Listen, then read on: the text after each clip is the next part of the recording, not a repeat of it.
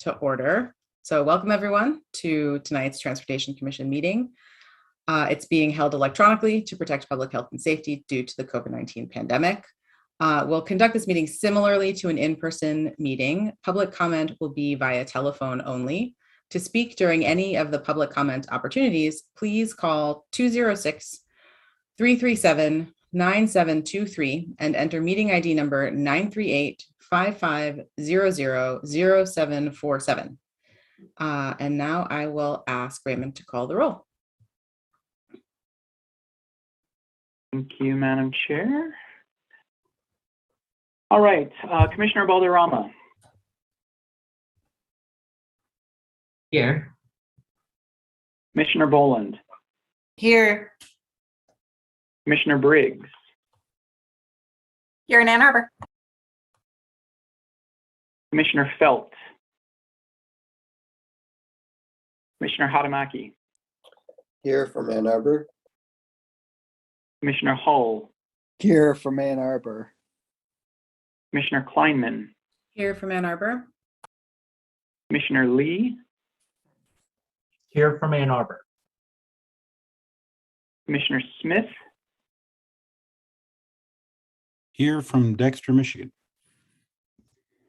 Commissioner Summers. Here from Ann Arbor.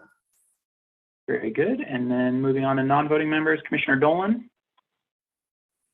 Yep, I'm here from Ann Arbor.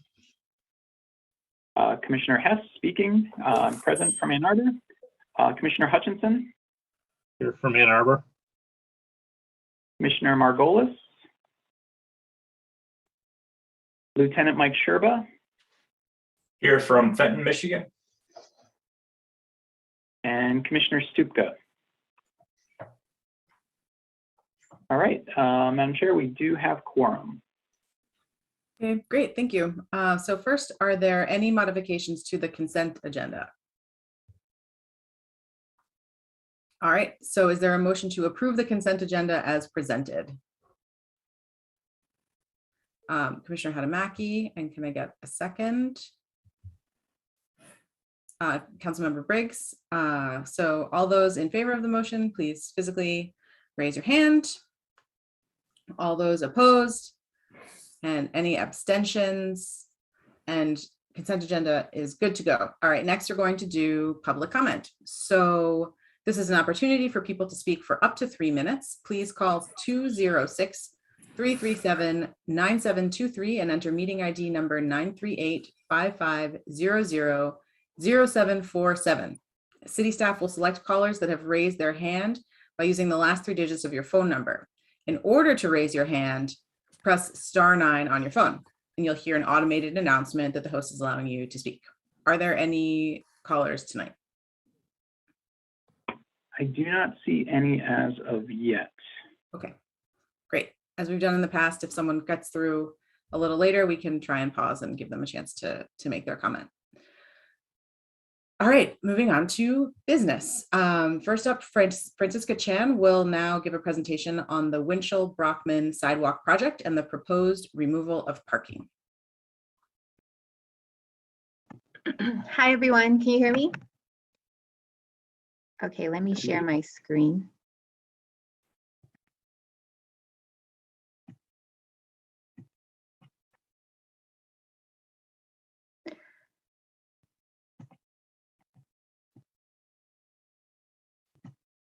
And Fran, that has come through, but okay, there you go. You're good to go. Great. Okay, I'll try to keep this short. So first off, I'm going to give an overview of the project. The main aspect is to replace the water main. So we're going to do that on Freeze and Winchell. And we're going to transfer over services from the old water main to the new one. And along with this project, we're also going to install sidewalks on both sides of Freeze. And then on one side of Brockman that's missing to close that gap, and also on Winchell. So the focus tonight is going to be on the proposed sidewalk on Winchell. When we were doing the design for this street, we realized that if we went with the default option, which is alternative 1, it would remove most of the trees in the right of way. So we had another idea that maybe we could shift over the sidewalk to the street and install it at the curve, but that would remove the on-street parking. But it would make tree removal highly unlikely. So we presented this at a public meeting on September 29th, and we, conversed with the residents there. I think we sent the postcards to 1,000-foot radius of the project site, which is our default. And we conducted a survey asking them what are some of their concerns, and also if they could vote on alternative 1 versus alternative 2. So these are the survey results.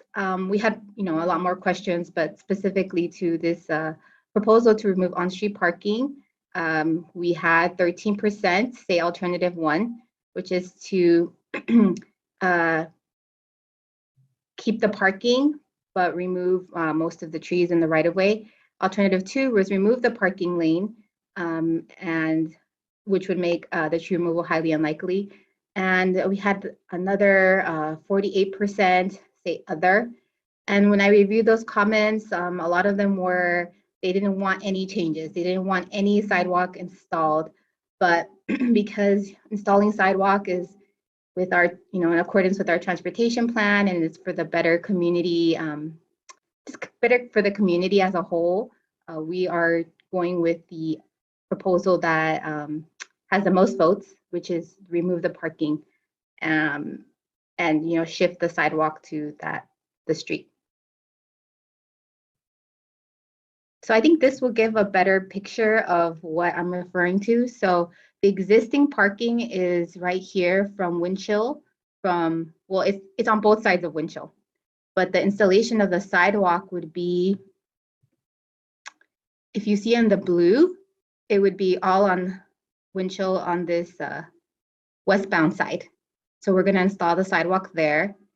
And in order for us to install it there, we would need to remove parking from Brockman to approximately 175 feet east of Hall Avenue. So I, put it in a box right there. In addition to doing that, though, we also talked with our own department, and we're pretty sure that we can remove the parking restriction that's currently in place. It's on green in front of the Winchell Park. So right now there is a parking restriction, do not park, but we can remove that. So that would give the residents more parking on that street. So next steps, we came here today to get a formal action by the committee to get any feedback, any questions. And after this, we propose to draft a resolution for the council next month. And next spring or summer is when construction is slated to begin. That's it. Do you guys have any questions? Great, thank you so much. If you could unshare your screen, although I'm already seeing one hand up, it'll just be easier for me to see hands coming up. But first I see Commissioner Boland. Thanks. So I just had a question about the proposed alternative. The part where the sidewalk is right next to where the cars are driving. I wonder if there's any treatments you can do there to give more of a sense of separation, like you're not walking in the street, like a little fence or something along those lines? You mean, because usually we have the lawn, is that what? Yeah, usually, right. Usually there's like in under proposal 1 in the cutaway, there's like the sidewalk and then there's a tree and grass. And so you feel like you're not, right next to the cars driving by. And whereas it would feel a little less comfortable to me as a pedestrian to be, say, wheeling my stroller right next to where the cars were driving by. Right. I think I would need to check the exact width and see if that's possible to create an additional 2 feet. Because we need to check if that the minimum for two-way access, as well as there is already a parking on the other side. So I wouldn't want to remove that parking. Right. It looked like it would be pretty tight. So I was trying to think of something that wouldn't really take up much space. Yeah, I won't be able to answer that right now, but we would look into it for safety. All right, thanks. Councilmember Briggs. Yeah, it seems like staff reached a reasonable conclusion on this. Just a few questions around it. How much parking is getting removed, and then how much is getting added in front of the park area? Do you know those numbers yet? Approximately. Well, I guess looking at the picture, I would say that they're pretty equal. Yeah. I don't have the exact numbers, but looking at the actual length, they're pretty equal. That's what it looks like to me. I thought I don't know how much the council members in that ward are familiar with this project. I just thought I might pass along some of this information, and so, you know, maybe following up from this meeting, it'd be helpful to know kind of what those numbers are. And then I was just also wondering, does this street have a history of speeding concerns or any issues like that sort of narrowing the roadway a little bit? I mean, obviously we're removing the on-street parking, hopefully was providing some traffic calming impact, but will we see any additional benefits to kind of narrowing the roadway there potentially? I can jump in on that. We didn't do any speed studies along here for this project specifically. We heard some anecdotal evidence of speeding on Brockman, but that, you know, that's I mean, we're not narrowing there specifically, but we hadn't heard, I don't think, of any speeding concerns on Winchell specifically. Okay, and this wasn't a healthy street requested as a healthy street in the past? I don't I can't. so, Raymond. I'll quickly check the list online. It doesn't ring a bell, but don't hold me to that. I'll look at the website real quickly. Okay. I don't think that it was. This is pretty I near. didn't think so either. I just thought I would check. Okay, those are all my questions. Thanks. That's one of my, like, all my little pandemic walks that's one of my routes. And from my experience, there's not speeding necessarily, but there's a lot of cut through traffic there. It's a really common route from Packard to cut over to Stadium. And so the traffic volumes are probably higher than you might expect for a neighborhood street like that. But that's not data, that's just what I've seen. And no, it doesn't appear that it was a healthy street, just to confirm. So thank you. Commissioner Hadamaki. Yeah, I just want to confirm on the sidewalk installation on Freeze is going to be the conventional where it's set back by a few feet with grass, and there's no tree issues or complications with that one, hopefully. Exactly. Yeah, our default is to install the sidewalk 6 inches from our right of way, and we try to minimize tree impact. I mean, vegetation. It's just that the one on Winchell, we wanted to make an exception given that there is like around 5 trees that would be impacted And if we were to install it. I saw that there's also there was a vote about the intersection reconfiguration of Winchell and Brockman. Is there anything, has that been decided, or are there considerations, or are you looking for feedback on that at all? Not at this time. That, yeah, there was a vote and we heard some of their concerns.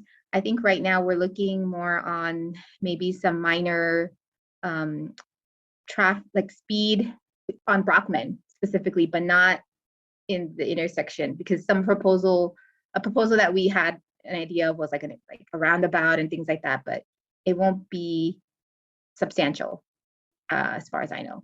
But Nick, you can. Yeah, I can add to that too. The reconfiguring the intersection wasn't part of the original scope of the project. We did hear a comment from a resident or two about the intersection being difficult to navigate or being dangerous.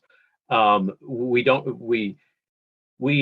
polled. I'm going to stay away from the word vote because it wasn't a vote. We were just polling the neighborhood to get feedback on the intersection. There wasn't a strong desire one way or another to make major changes to the intersection. So therefore, we're not adding it to the project at this time. But like Fran says, we are going to do some improvements along there. There will be a crosswalk in there connecting to the new sidewalk and a couple other things that will help make the intersection a little bit of a friendlier environment without having to do any major rebuilding of it. Okay, thank you. Commissioner.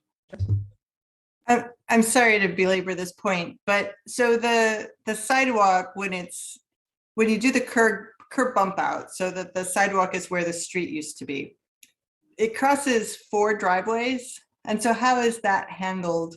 Like when you're in the driveway, is there any, there's no curb separating you from traffic, right? Is there anything demarcating, like paint or anything that says that you're on the sidewalk and when you're in the driveway?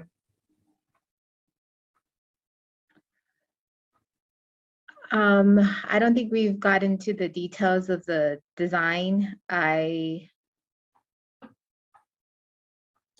only thing I can think of, it's just that it will be slightly slanted and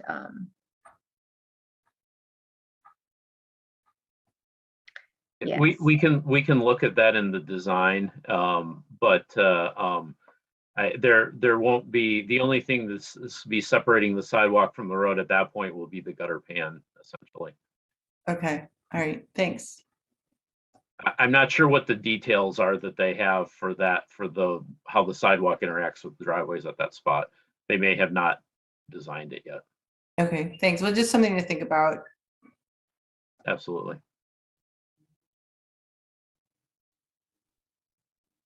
I'm not seeing any other comments, so I'm hoping we're ready to take a vote. So the thing that we're voting on right now is that the city is looking for a recommendation from the Transportation Commission on this item. So do I have a motion from the commission to recommend removal of parking along Winchell and Brockman as spelled out in the draft resolution that's in our packet?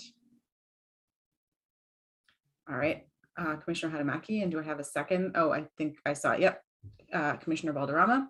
So any further discussion? All right, so we can take a vote. All those in favor, physically raise your hands. All those opposed, physically raise your hands. And any abstentions?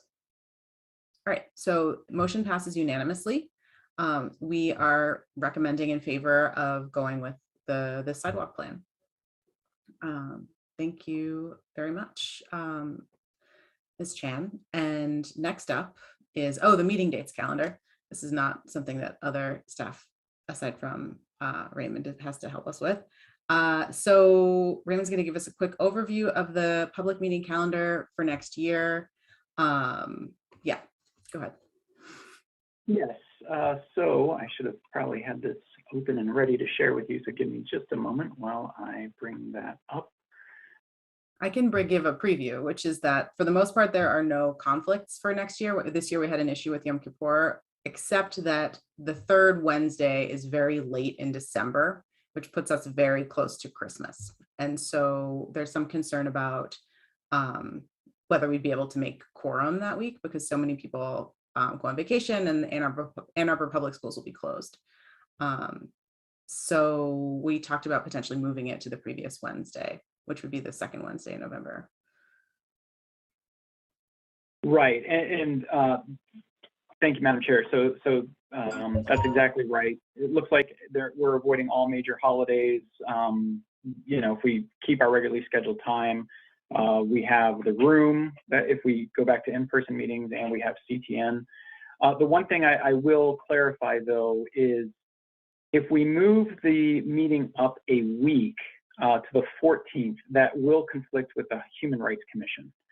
The option that might be the least fraught with conflict is the Thursday before, which does kind of put us off schedule, but I couldn't find any recurring meetings on the third Thursday, because this Thursday would be the third Thursday. So what I would probably suggest is, if the commission doesn't see a problem on the 21st, staff would be at the ready to host the meeting at that time. But if people think that they might be leaving town, then we might suggest moving it up to the 15th. So that we wanted to get a read from the commission in terms of what your preference would be on this, so that we can finalize the schedule and provide it to the city clerk for public meeting. Thanks. Any thoughts, feelings, concerns?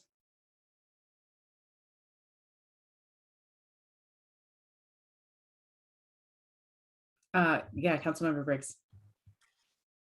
My preference would be to move to that previous Thursday, not really for myself, but I think from a public input standpoint, it's nice to, we know a lot of folks in the community might be traveling at that time, and it's nice to just make meetings slightly more accessible. But I don't personally have any strong, there's a strong preference to stick with the same date for other reasons. That's my inclination as well.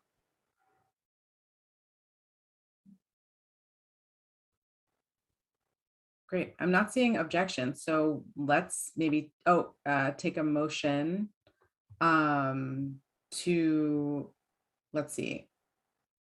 Okay, so I'm looking at what the drafted motion is. So I guess a motion to accept a revised meeting schedule. Oh, sorry, Commissioner Smith. My apologies. I'm trying to very rapidly search.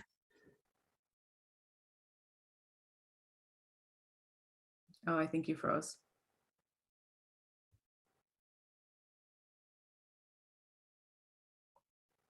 Disregard. And I might, oh, there he is. You froze for a minute and we missed what you said. I was trying to look up the board meeting minutes or board meeting schedule for the ride to see if that conflicted, but my internet froze right as I was trying to talk. So I guess I would say disregard because I can't find it right away. So my apologies. Well, and Commissioner Smith does bring up a good point. This probably would conflict with the ride. This is one of these weird weeks where the third Wednesday and the third Thursday are offset by a week. So this one would possibly conflict with the ride board meeting, which is a transportation meeting. So my apologies for the oversight on that. That could be a possible conflict where people might want to follow both meetings. But. So it looks like then we would have a choice between conflicting with either the Human Rights Commission meeting or the RIDE meeting. But does the HRC meeting, does that use the council chambers? Like if we're back in person? I don't know exactly. I had assumed it does because most of our commissions do. And then the other part is the CTN, the filming and broadcasting of the meeting. So that's the other possible conflict. Okay. I would suggest that maybe not.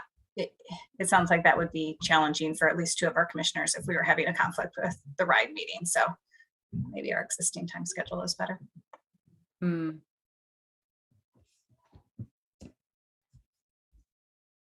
Yeah, this is tough because I with the public schools on vacation that week, I just know that that's going to be a week for a lot of folks to be off, including staff potentially.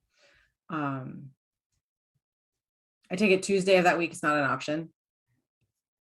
Like Tuesday of the week earlier. So like the, whatever that is, the 13th. Yeah, I could go back. I'd have to check so the issue is none of the commissions have formally approved their 2022 schedule yet. So we have to look back to see what their trend is, to see when recurring meetings typically happen. Mm-hmm. I know there are some planning department meetings that fall kind of in the same time frame, but I couldn't tell you if it's planning commission or board of zoning appeals or what have you. So it looks like it's energy commission, which I serve on in terms of energy. And the ride's official schedule has only been done through September of 2022, but this year's is December 16th. So it does look like we follow that same pattern. Commissioner Hadamaki. Have you considered maybe an earlier start time? I know like PAC meets at 4, on Tuesdays, so maybe to avoid conflict with human rights. I don't know, just a thought. Yep, that's another possibility. We have a growing list of options. All right, quick straw poll. Starting earlier could be an issue for the Commission on Disability Issues, though, since that is at 4 On Wednesdays. on Wednesdays. Okay, so I'm gonna do a quick straw poll. How about the Thursday of that week? So that's the 15th, but earlier, like quick show of hands if you think that would be possible. And then the people with the ride would have to sort of double up, which would not be ideal, I realize. I'm getting some thumbs mostly, yeah. Okay. We can change this, right? If like everyone approves their schedules and it turns out that there's space somewhere or this isn't going to work, we can make adjustments in January if needed. Yeah, I believe so. And we can even change it later. As you may recall, we changed a meeting in October. Right. As long as we give enough time to comply with Open Meetings Act and post it properly, it's not a problem. So yeah, that's definitely an option. Okay. So I'm going to propose moving the December meeting to Thursday, the 15th at, what did we say, 4 p.m. That's the earlier potential meeting window. So having this schedule with the December meeting moved to that date, with the understanding that we might have to move it again later. Can I get a motion for that? So approving the schedule with December meeting moved to Thursday, the 15th at 4 p.m. I see Commissioner Lee and a second, Commissioner Hall. Or did you have something you wanted to say? No. You're unmuted, so I wasn't sure. Okay, great. So all those in favor, physically raise your hands. All those opposed? Any abstentions? Okay, so schedule. And Madam Chair, I'm sorry, who made the original motion? Or who made the? It was Commissioner Lee and then seconded by. Thank you. Okay, so that's squared. We may have to do some revisiting down the line. Thanks, everyone. I know there were basically no perfect options. So thank you for your flexibility on that. Okay, next up, Raymond Hess, you're like the star of the show tonight, is going to present a draft of the Transportation Commission annual report. Yes, included in the packet is the draft of the Transportation Commission's annual report. This is the very first rough draft. So there are some things that, first of all, the calendar year is not yet over. So we're going to still want to capture, the outcomes of this meeting as well as the December meeting before we finalize it in January and bring it back to you. A couple things that we do want to make sure we get feedback from you on. First of all, it's just the overall content and the formatting, if you have anything that you want included that's not included.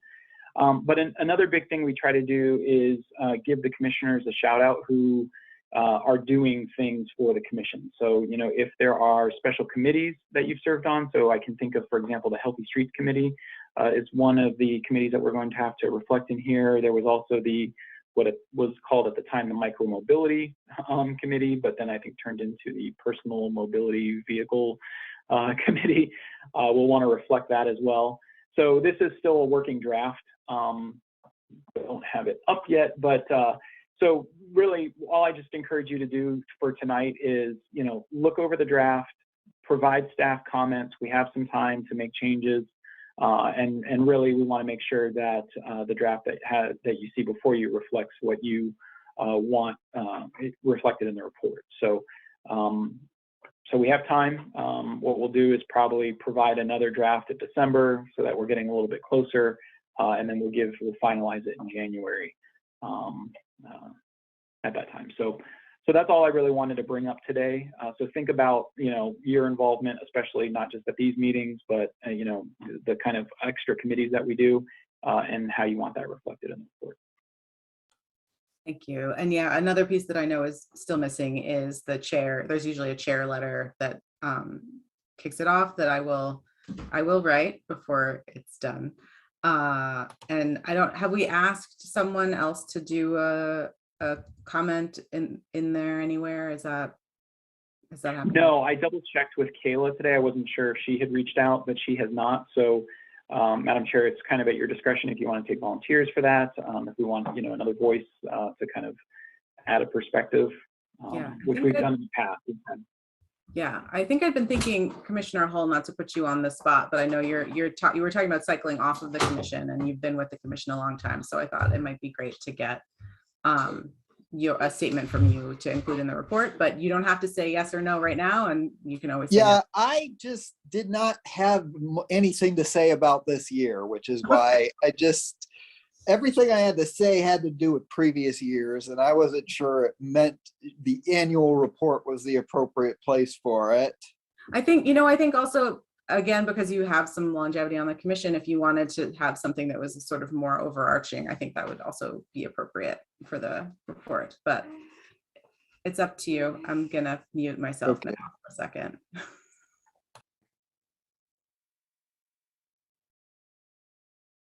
Sorry. Okay, thanks. Yeah, we can figure that out later. So anything else to talk about with this now? Okay. No. Great. Next up, we get to talk about East Medical Center Drive Bridge.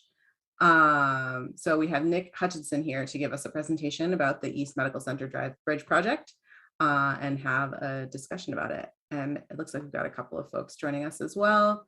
But now I can't see them all. So we'll go with it. Thanks. Okay, thank you very much. I'm Nick Hutchinson, city engineer. You met Fran earlier in a couple presentations ago here. Fran's actually the project manager for this project, although I'm doing the presentation here tonight. Also with us this evening, we have Mike Rain from the Office of Government Relations at the University of Michigan to help in fielding some of the questions here. So I'll jump into it.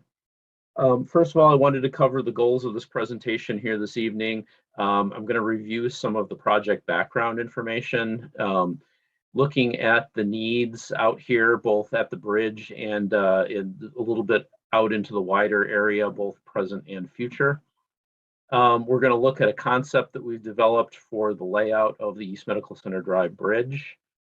Then we're going to talk a little bit about the east-west path connection going under the bridge as well. And then finally, most important, I want to get feedback from you folks and answer any questions that you might have. So first of all, reviewing the project limits here so we can make sure we're all on the same page about what this project is. The pink circle or squared off area there is the approximate project limits for this project. As you can see, that it covers the bridge going over the railroad, which is this the hashed section in there. That strip is the railroad right of way, so this bridge goes over the railroad right of way. And then at the south end of the bridge there, you can see the gray shaded area. That is University of Michigan property. So the bridge pretty much ends at the university property.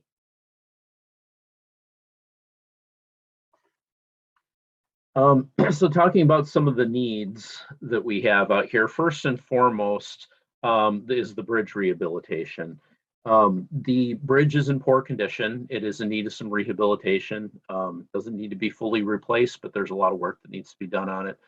That is the primary driver behind this project, to keep that bridge in good condition, or to get it back into good condition, I should say. Kind of demonstrating the importance of this bridge to the university and the hospital.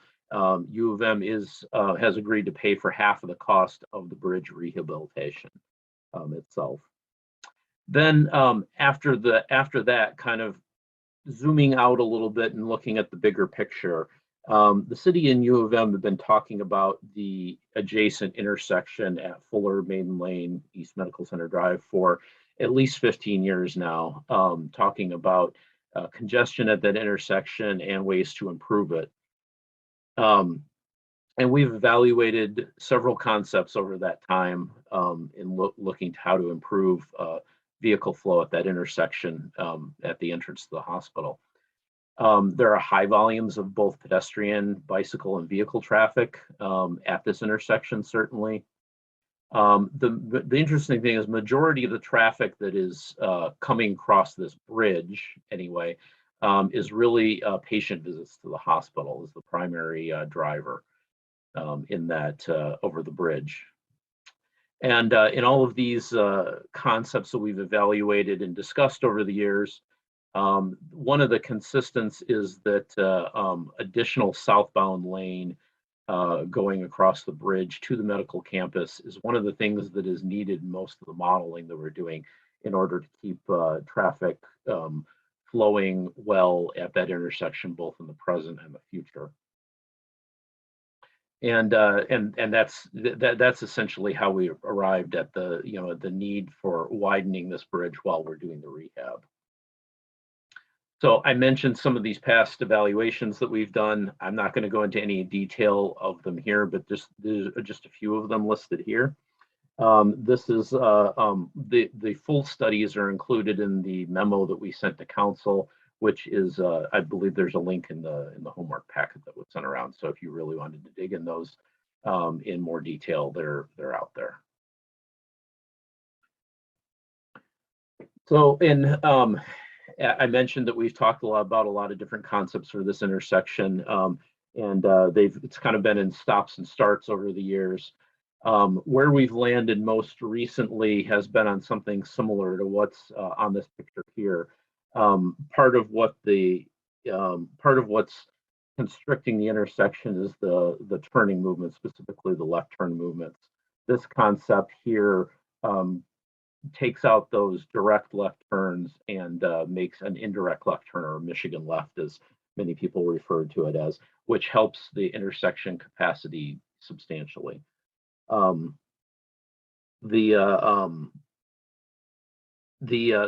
this concept here, as in most of the other ones that were looked at, again, require that additional lane going into the hospital across the East Medical Center Drive bridge. Looking at this as one of the possible concepts for a future intersection rebuild. Being that would, this would be predicated upon additional lane on the bridge. If that widening is to be done, this project would be the time to do it while we've got the bridge ripped apart. So this, this and some of the other concepts that have been looked at, certainly we've heard some concerns about, widening the bridge and adding lanes at the intersection would be detrimental to ped and bike safety at the intersection. So that brings me to the next slide here, showing that we've in the past, and this does go back to 2015, so you can kind of see how long we've been looking at different ideas out here.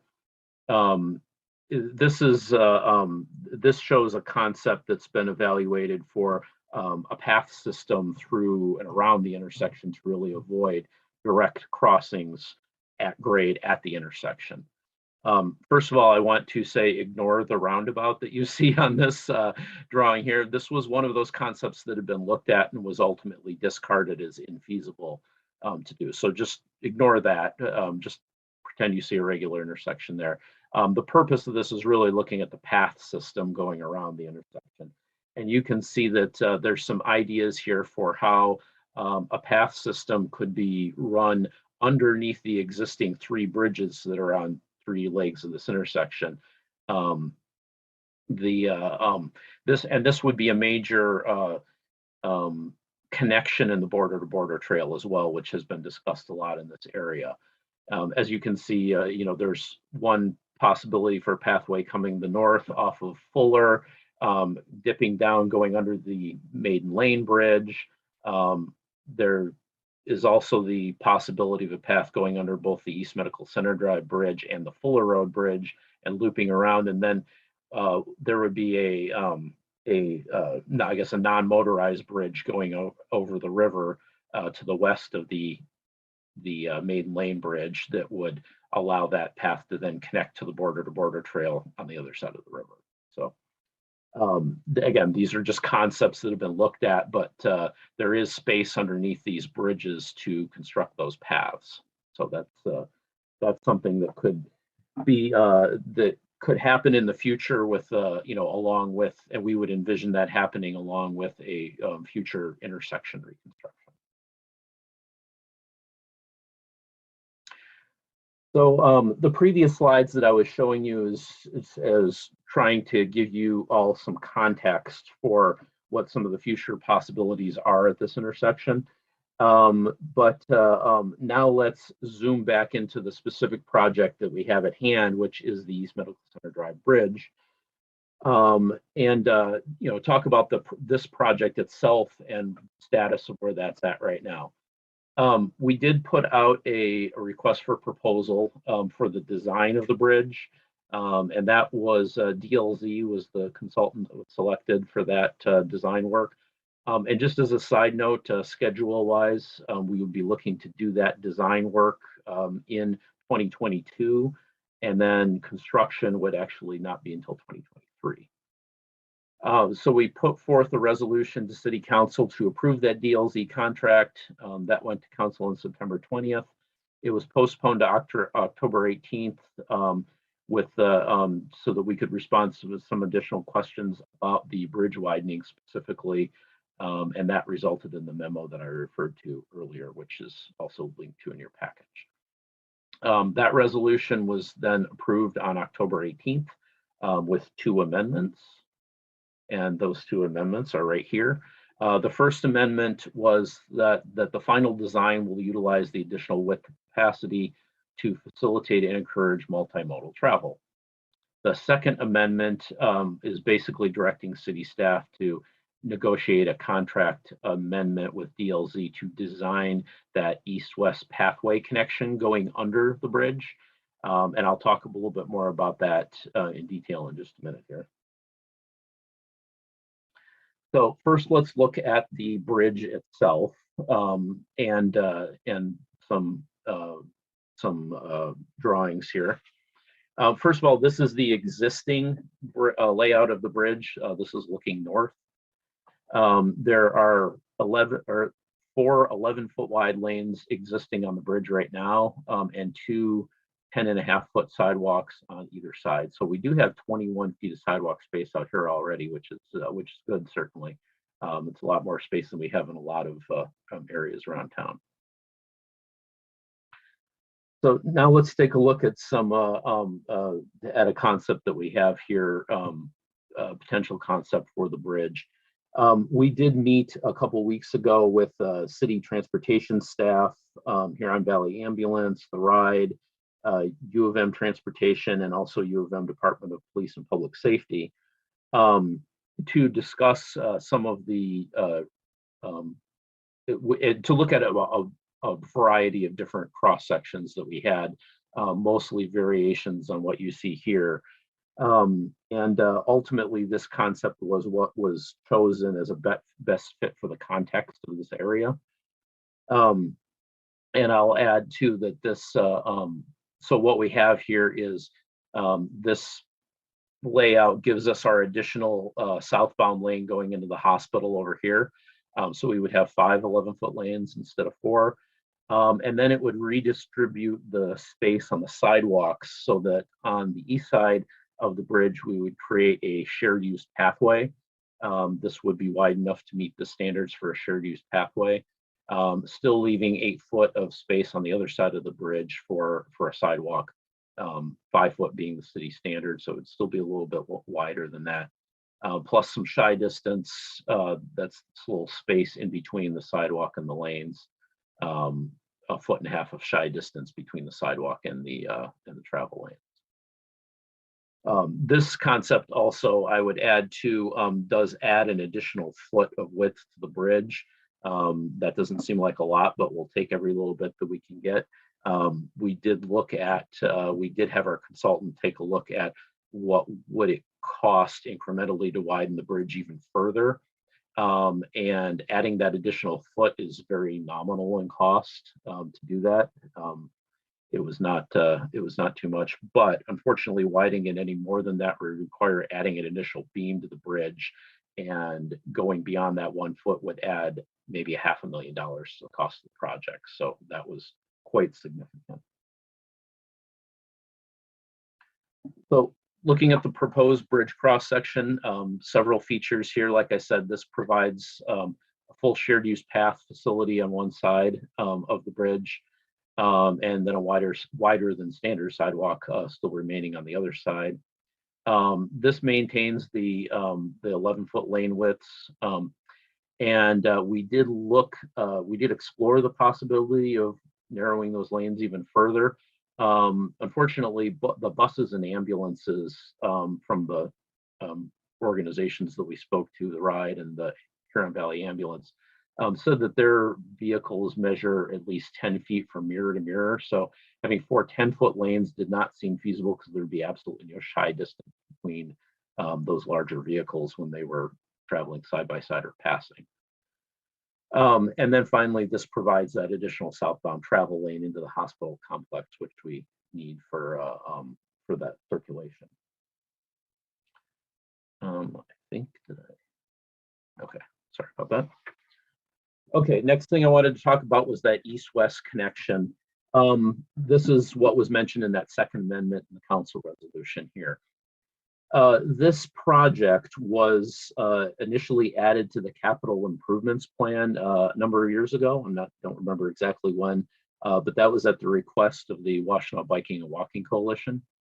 So it is in the capital improvement plan right now. And our understanding of the scope of this project is essentially what you see in this gray area on the map here. Can you see my cursor when I move it around?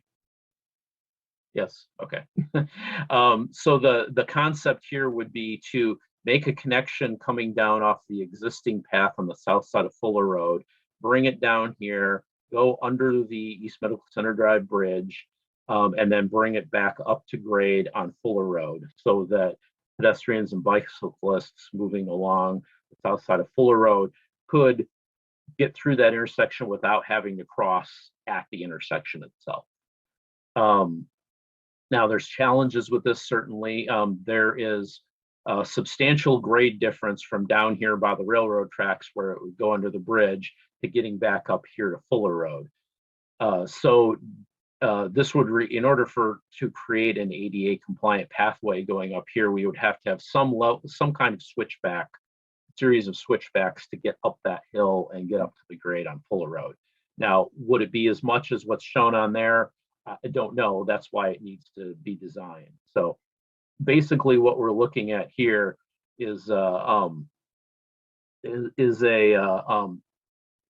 we're looking at this time is to have our consultant do the design for this pathway and the connection back to Fuller Road, and to come up with a cost estimate. There's a number in the CIP right now. It's not very large, and I suspect is probably way too small for what actually needs to be done on here. So before we can figure out, really the viability of this, we need to know, we need to have a design and a cost estimate to go with it.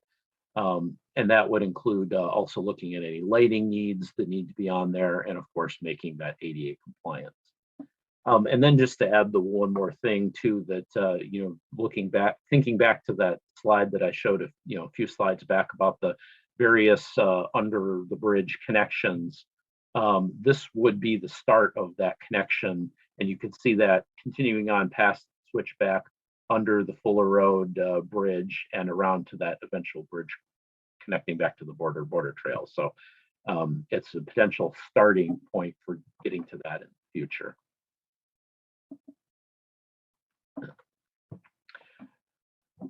So primarily on this right now, we're looking for feedback from the Transportation Commission here before we cut our consultant loose on designing this pathway connection. I want to make sure that we're all everybody's on the same page of what the scope of that that project would be. And then I wanted to mention funding too, because that's an important point here. While this project is in the capital improvement plan, it is not funded currently, so a funding source will need to be identified. That has always been a challenge with these pathway connections here, is a funding source for these. So construction cost and that funding availability ultimately may dictate whether or not that full path gets built as part of the bridge project, or if it's a design that we would keep on hand for later implementation. So next steps here, I'm giving you kind of a general idea of what I see as the next step here.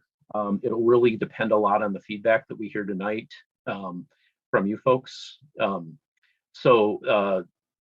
Following that, we would take any feedback that you guys give us and see if and how we can incorporate it into the concepts that we've come up with. And then following that, we would probably come back to the Transportation Commission in December, looking for some formal support for whatever concept is developed from that. And then following up probably with City Council in January in some form. Okay, and that is it for my actual presentation part. And I'll open it up for questions, and I will stop my screen share because I know the process there. Great, thank you so much. That was really helpful. Questions, comments? Commissioner Hadamaki. Thank you. Yes. Looking farther southbound on East Medical Center Drive, it goes down to one lane and there's a traffic light right there at the cancer center. So are there any proposed changes to Medical Center Drive, further south of this bridge? And if not, what does this really get you to add an extra southbound lane if people are just going to have to merge a couple hundred feet farther down? I will turn that over to Mike Rain from the university, since that again, once we cross the bridge, that's their road. So I'll let him field that one. Thanks, Nick, and to the entire Transportation Commission, thank you for allowing me this time. My name is Mike Rain. I am Director of Community Relations, as Nick said earlier, in the Office of Government Relations. And Brett, we are, it's interesting. Nick mentioned north of the bridge and the amount of work and discussions that have centered around the Fuller Maiden Lane intersection. And this has been going on for several years. The key point is the bridge, whether you're going north or south. And so once this is decided, whether it's going to be widened or we're just going to be repairing it, that will dictate what happens north and south. We are looking at the possibility of widening it, East Medical Center Drive, to your point, and connecting. We have a walkway on East Medical Center Drive now that would be lining up with and aligned with the new walkway on the east, the wider side, on the east side of the bridge. But what this widening does, and our engineers and our consultants and the city's engineers and the city's consultants all agree on, is that because it's a physical element, it's not a flat, it's a bridge. This is a physical structure. There's an economy of scale in doing the widening now associated with the necessary construction rehabilitation costs. But it affords, the key element, Brett, is it affords flexibility for the design of the Fuller Maiden Road going north and the redesign and widening of the East Medical Center Drive going to the south.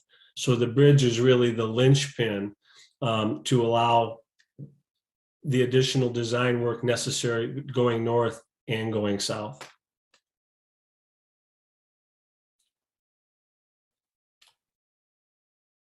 So I'll jump in since I'm not seeing any hands right away. There's a preponderance of evidence that widening roads does not relieve congestion, that it just leads to more use.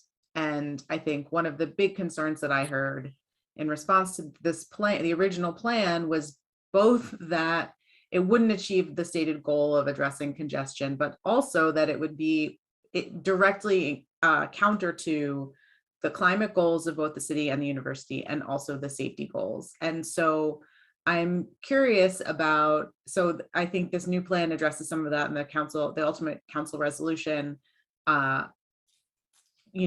The goal was, if we widen the bridge, it has to be for things like transit and increased pedestrian and bike throughput, which actually would alleviate congestion.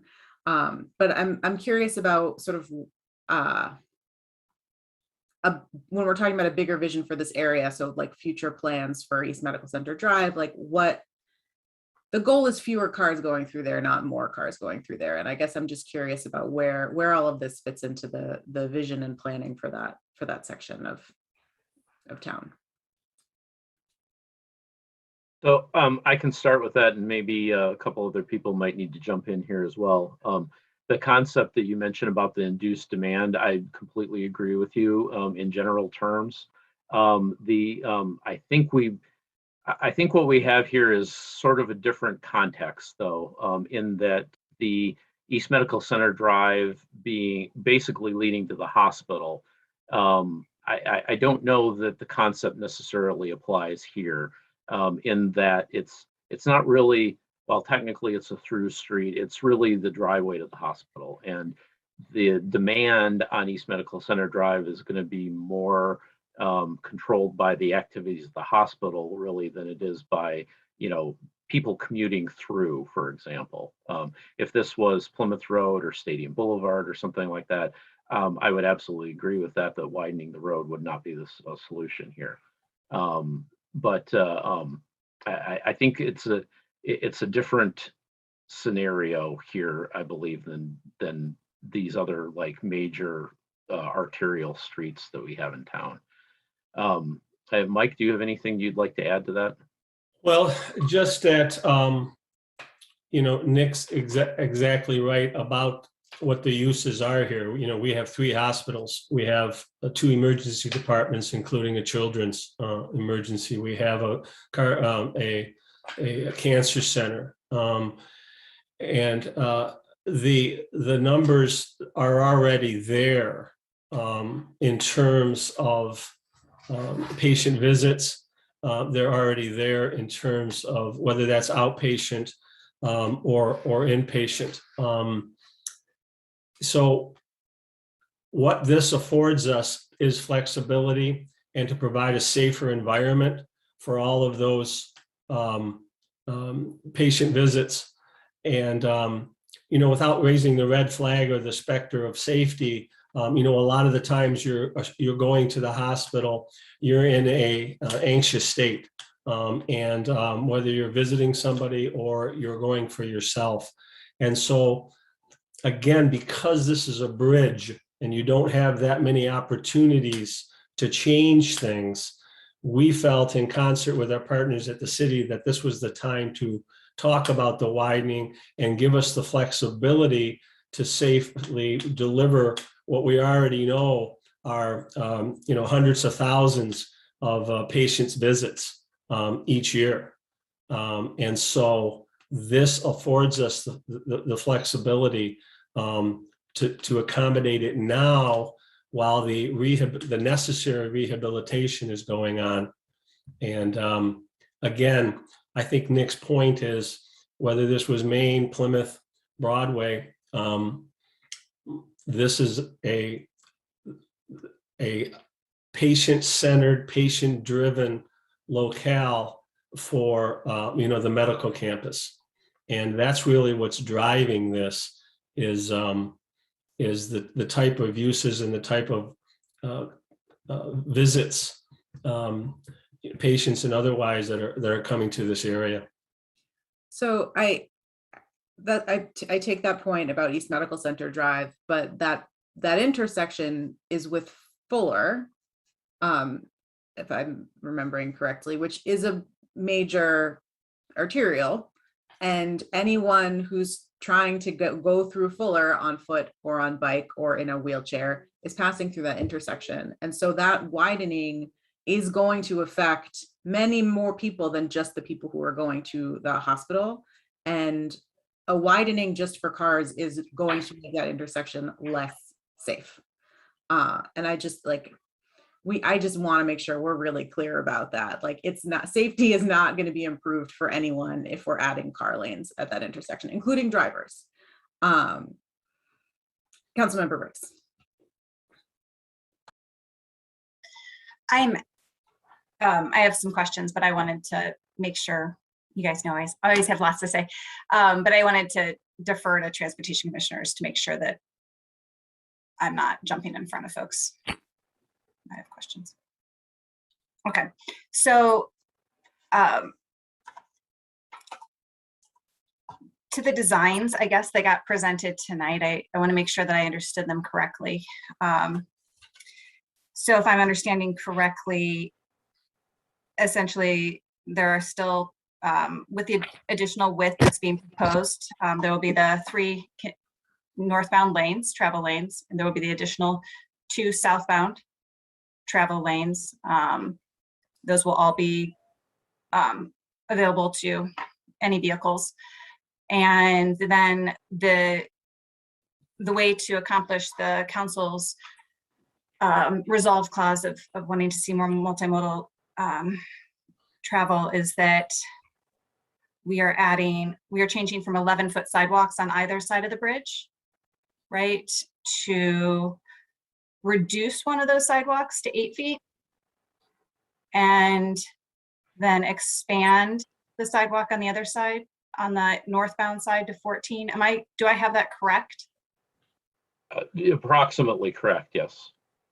Okay. The west lane, Erica, would be 8 feet, and the east lane on the east side of the bridge would be 14.5. Okay. Right. Okay. And so that accomplishes the fact that we now have an additional, I should be able to do math better than I apparently can. We've got a couple extra feet basically on one side of the road. So, and that additional shared path space is going to be on the heading northbound. So thinking about how non-motorized travel goes through that area, I don't know if anybody's contemplated that, but certainly there is a fair amount of pedestrian traffic walking up from the new parking garage that's further down a Maiden Lane. Am I correct? You mean to the west? Yeah, now I'm getting challenged because you're asking me to talk in directions, but the new parking structure that U of M built, that would be on the other side of the road from the widened sidewalk. Am I correct about that? Mike, I can address some of that. The new parking structure does add probably some pedestrian traffic for walking up the hill. It hasn't yet. There's been none yet. But most of that pedestrian traffic actually comes from the neighborhoods. Lots of the students that live over there and that are walking up the hill. Okay. And then in terms of bicycle travel, I know that there's been certainly a lot of, one of the routes that is to go through that area, it's not certainly marked, but would be to then turn down West Medical Center Drive. So on that, I'm just a little perplexed by this design of suggesting that the way that we're actually improving travel through this area for non-motorized travel is to actually reduce the sidewalk on one side of the road. I'm trying to understand better what we're trying, how this improves conditions. Well, do you want me to jump in? Sure. at this? Yep. The one thing that I wanted to ask Nick about, just to correct me, I did not get the impression, Nick, Councilmember Briggs mentioned that the bike traffic would only, on the east side of the bridge, would only be northbound. I thought what we had talked, yeah, that's two-way bike traffic. Yeah, I mean, they're sidewalks, they're inherently two-way. The shared use path on the east side would be bi-directional, just, yeah. Yeah, and so what we're trying to do is identify where the bicyclists would go and put them on a raised, instead of sharing the road, but put them on a raised sidewalk on the east side, but make it two-way, and then still accommodate two-way pedestrian traffic on both sides. Okay, and I'm just, and I understand that, obviously folks can travel both directions on both sides. There's a fair amount of literature that suggests that if, you shouldn't, it's better not to be biking against traffic. And so, and then if you think about where people are going to go when they get up the hill, they're going to have to cross the road again. So it's not ideal behavior that we want to be encouraging there. So I guess that's a caution from my perspective. I am curious, and I just really would love to get more information, because I don't have data on this from you, Mr. Dolan, Mr. Smith, in terms of understanding the transit travel through this area and understanding what type of constraints and needs transit has here and is projecting in the future in terms of, are you seeing delays at certain times? What are your specific needs and issues that you're facing? Well, as we continue to try to increase the use of transit by bringing in people from remote areas, and not have the single car vehicles, driving up there, and reserve that more for the patient visitors that are coming. Yeah, so it definitely makes a big difference having an 11-foot lane than a 10-foot lane when you're in a mixed area of pedestrians and bicycles. We mentioned on there, I know Brian's on here too, we have the same kind of vehicles. Mirror to mirror, you're 10 feet. And when you're passing another vehicle, don't forget you have deliveries like semis coming all day long. You have lots of mixed use, emergency vehicles, regular passenger vehicles. It gets a little tight when you have a tight lane and intersection with multiple uses of mobility. So yeah, I think it's a growing place, right? I think Nick said it really well.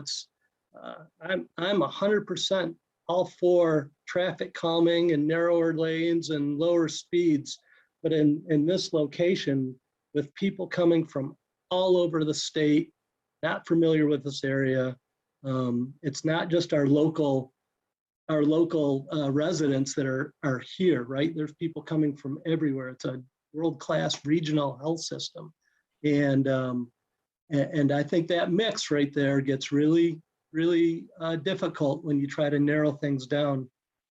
So yeah, I mean, it's a growing place. We're building another 14-story hospital there right now, so it's a growing, busy place. So thank you. I appreciate that. And I mean, knowing that this is, one of the largest employment centers for our community, I am just perplexed about why we would want to add single occupancy vehicle usage when we're adding a different lane in. If this was a transit transit and carpool lane, so that we are recognizing that as we want to increase commuter traffic there and make sure that if the university does expand the roadway there and they have the ability to do a transit carpool lane, most folks who are coming in from out of town for hospital needs are likely coming with somebody with them. They are by definition a carpool. Who doesn't, if it was ambulance carpool, and I mean, what we don't want is really single occupancy vehicles there. And there's these are not significant constraints that council tried to place upon this design, but there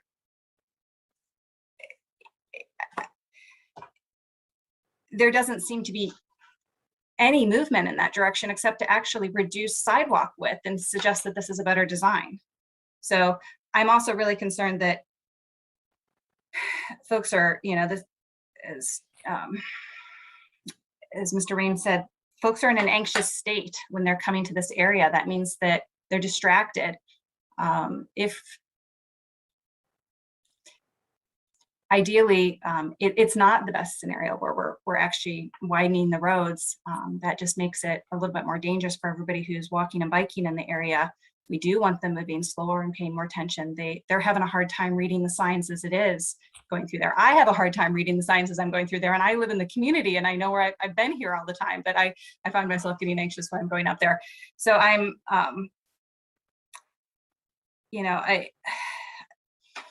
I'm not happy with this design, but I'm going to leave it there and let others weigh in. Thank you, Commissioner Lee, and then Commissioner Balderrama. Okay, yeah. Thanks for the presentation. I'm gonna go ahead and echo Councilwoman Briggs' comments just regarding the cross section. If you look at the cross sections, it's 55 feet to 22 versus 44 feet relative to basically 21 feet and change. So the ratio of cross section dedicated to auto-centric traffic is increasing. So just from like that standpoint, I suppose it feels a little more auto-centric. That being said, I also understand the rationale of if I'm sick and I'm trying to get to the hospital, I'm probably driving. I'm not going to be taking a bus. I'm not riding the bike when I'm sick to the hospital. So there's that consideration, but overall, the built environments cross section being more weighted towards auto-centric traffic will just make the field much more towards again a car-centric environment.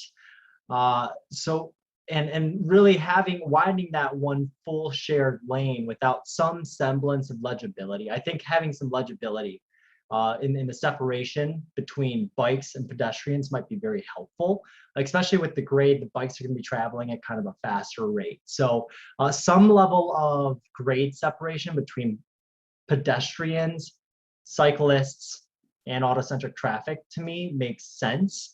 And then I'm going to take a slightly different perspective only because I have a girlfriend who used to be a nurse at Mott's. She would park here during shift change.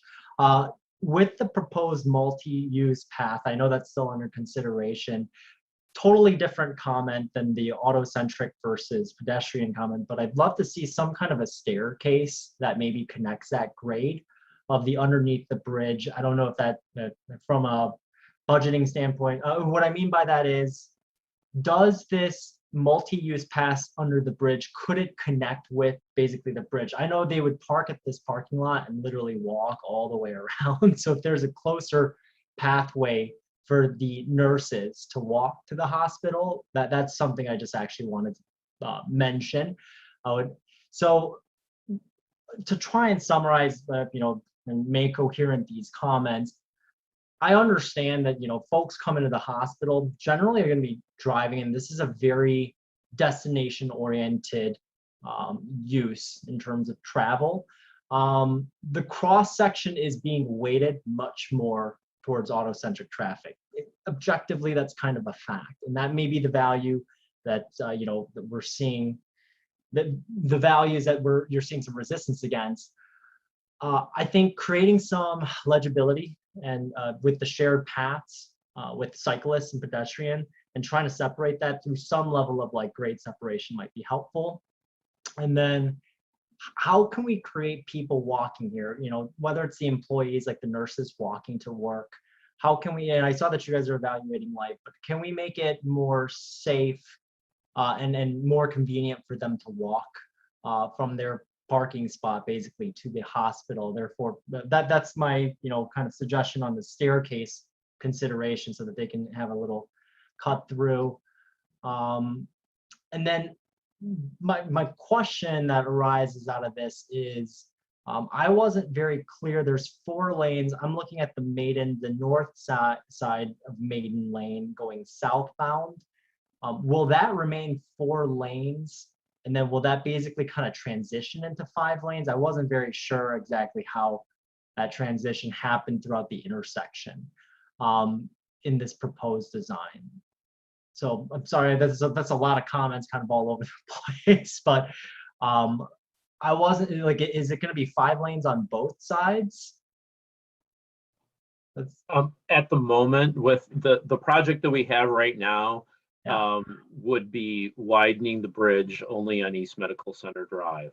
And to provide future flexibility, we wouldn't be changing anything on the Maiden Lane side at all.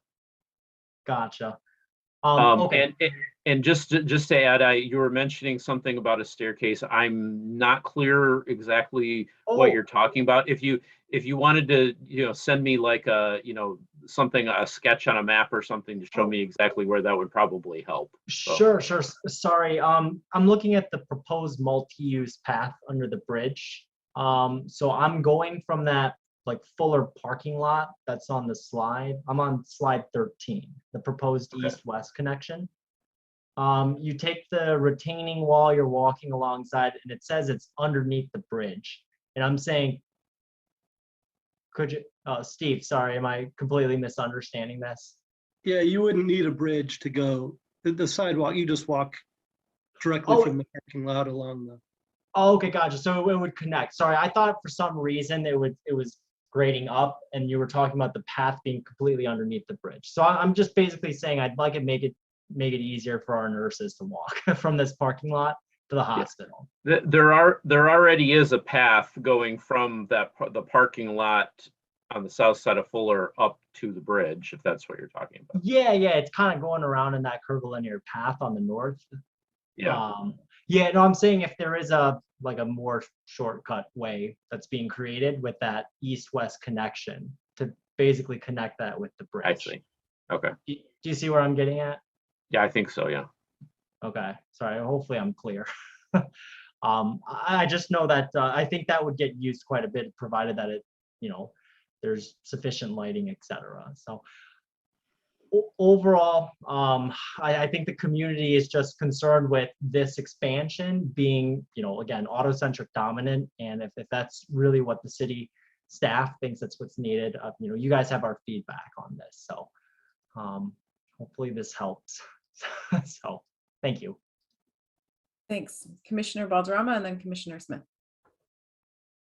I actually use this regularly to get to school. So I walk along the bridges. So I at this point spent hours these past few months on it. And my biggest concern is when I have 2, but where Fuller Road goes into Fuller Street. So that road kind of hugs Huron River. That's already a tricky section in order to cross, just because like we've been discussing, a lot of people that are on that road are going to the hospital. So they do tend to edge onto the sidewalk. And so I would want to see some sort of like traffic calming measures, specifically like in that corner. And the portion of the bridge that is getting shortened to 8 feet, thinking about for like cyclists or pedestrians, the bridge that's getting shortened is actually along the most there's no like sidewalks, it's just smooth sidewalks. So if I were like a cyclist and riding around there, that would be my first option, because I don't need to stop at like a traffic light, for example. And that also tends to be the safest option for me, because I don't have to worry about crossing 2 different streets. So that was like my biggest concern, is that the safer option is getting shortened for pedestrians and cyclists. So you're saying that, let's make sure I understand. You're saying that the west side of the bridge is more utilized than the east side of the bridge because that's more of a direct route to where people are going? Yeah. Okay. In terms of like walking, that's now my first choice after like a few months of like using that route. And so I'm Okay. just concerned that it's getting shortened. Gotcha. Thanks. Commissioner Smith. Hopefully my internet connection survives my comment. When we spoke earlier on this with the city and the university and the ambulance service, we shared the university and the ambulance's concern about lane widths and making them any narrower than 11 feet. The other observation that I would make is that while it does appear to be auto-centric, that at the same time, buses and cars use the same pavement. And our CEO, Matt Carpenter, was on that earlier call and said, what about the possibility of making a transit-only lane in there? And essentially what we're looking at is, if it's not widened now, then if there comes a time when we could have a transit-only lane or a transit and ambulance-only lane, for example, then it would be on the transit probably to pay for the widening of a bridge that otherwise doesn't need fixed. And that would be exorbitantly expensive and probably not even approved really from a federal funding standpoint and those kinds of things. And if we take the opportunity that we have now to widen it, then that opens up and keeps open those options for the future and incentivizes the university to widen to make it match on the other side of the intersection. And if we don't do it, then we're stuck, and this is probably a 30-year improvement, I would say, Raymond, maybe 20-year. And so we're stuck with what we have. And while I would be concerned about increasing congestion, my goal would be to get all the nurses on a bus and bring them directly to the door, so they don't even have to walk up from a parking deck or a parking lot. And that possibility exists if we widen it. It doesn't exist as much, or it's more constrained if we don't. Thank you. Thank you. I think that's really helpful. And I will say that I'm comfortable with a widening of the bridge if we're doing a transit only lane or a transit and ambulance lane. If we widen the bridge and give it to cars, it's incredibly hard to claw that back from cars later. And so the idea that we would widen it and not start out as transit only or transit and ambulances, it becomes really hard to get that back. Councilmember Briggs, I'm going to send it back to you in just a second, but I also just really want to push back on this idea that everyone going to the hospital is sick and anxious in a way that means they need to be in a car. I have been a patient of the hospital. I have been a visitor to patients in the hospital. I have been an employee of the hospital. And most of the times that I'm going to the hospital, either I'm sick in a way that I can still bike or take the bus there, or I'm working there and I'm never driving because you can't park anywhere. And I think it's a nice narrative, but Taubman Center is a huge building that's all outpatient. Like, so many of these visits are not people who are critically ill. I have migraines. I'm there all the time. And every single time I'm not driving. And so I really wanted to just push back on that narrative for a second, because I think it is reductive and false. Councilmember Briggs. Thanks. I just want to reiterate that I am 100% supportive of, if the widening is for a transit only lane, that is absolutely in alignment with our adopted plans. We have very clear adopted plans on what the future of our transportation network looks like. And it is all about making it easier for folks to ride transit and walk and bike.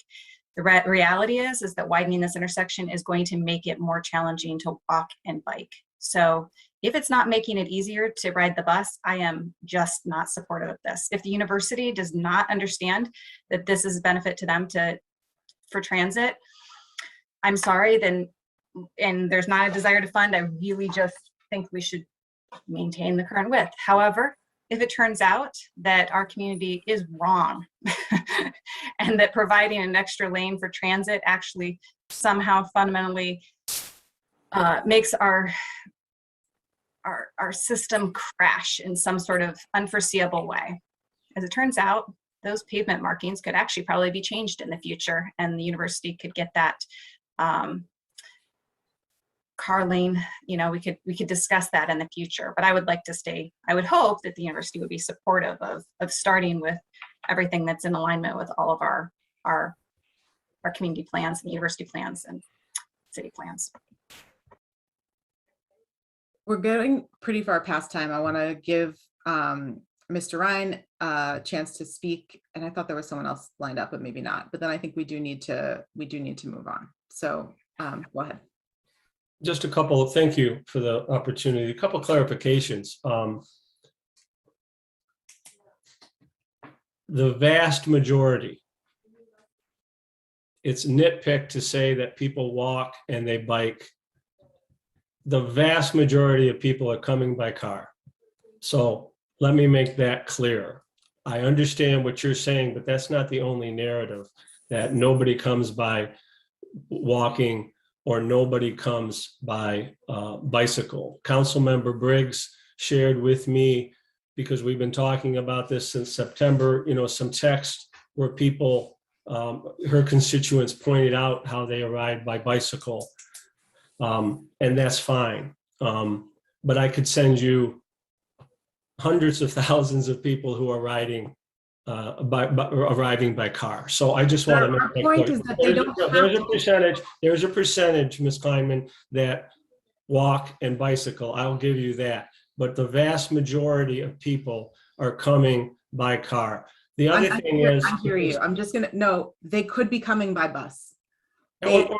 Absolutely. They could be any kind of mass transit. We're encouraging it. We're always encouraging it. The University of Michigan, and Steve has the numbers and Brian has the numbers, we're the biggest customers of AAATA. So we're very much all for this.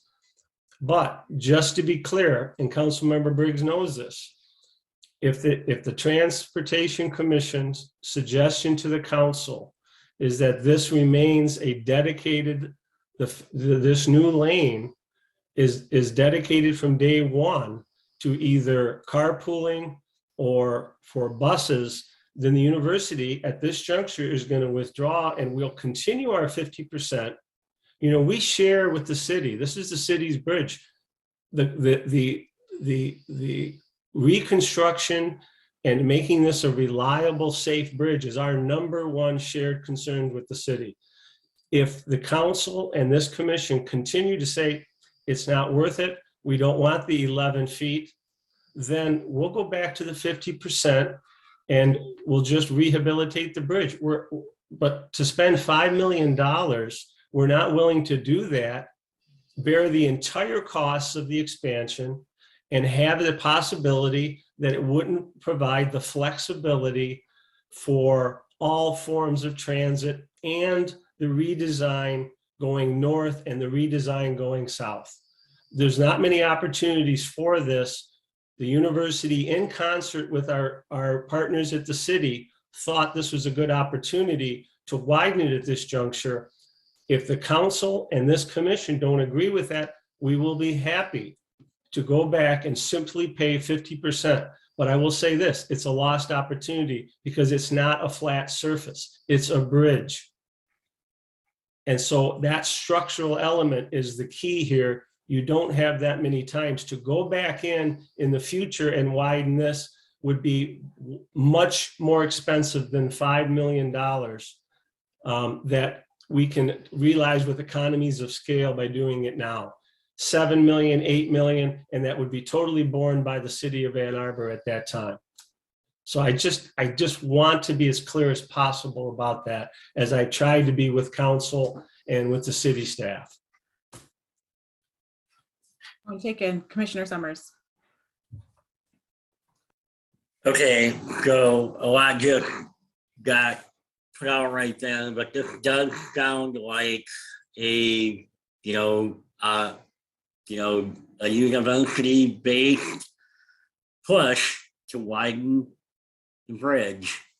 I don't know why we're losing anything on either side from pedestrian or foot traffic. Maybe we need to go back to the design and have the university dip even a little bit deeper if they want the extra lanes and maintain, put 14 feet on both sides for pedestrian and bike traffic.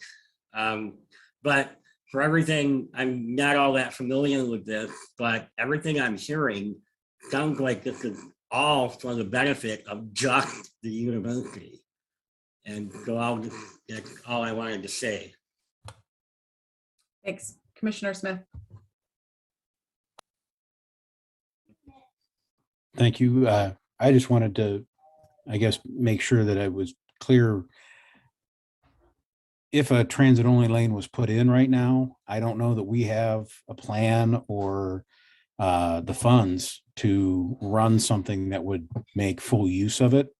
My observation was that if we don't do it now, we lose the opportunity. And that while I agree it can be hard to get car lanes away from cars, I do have faith that at some point we can eliminate parking on some streets and get bus only and bus and bike only lanes. But if the price tag for that is $7 or $8 million, as opposed to having the university pay for it now, I don't have anything that, and I say the ride doesn't have something that we would put in right away. But if it's there, we could make those plans in the future. So that was, just wanted to clarify that comment. Thank you. That's useful. And I'm sorry, Commissioner Lee, but I do think we have to move on unless you have something you can say very quickly.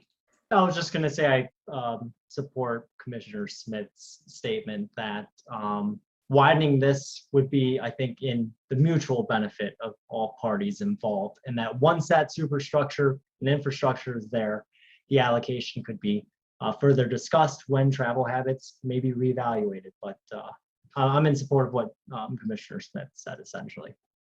I make one real quick comment about transit only, though, since I run the other transportation system in there. Yes, please. It doesn't really make sense if it's only one lane inbound. You got to be thinking about it both ways, and you don't have that capacity here. So the extra lane really that they're talking about is on the inbound side, and that's not where you'd need the benefit of a transit only lane. You'd actually need it on the other side, the way transit runs right now. Anyway. That's really useful context. Thank you. So, Mr. Hutchinson, you have a lot of feedback to take back to the designers.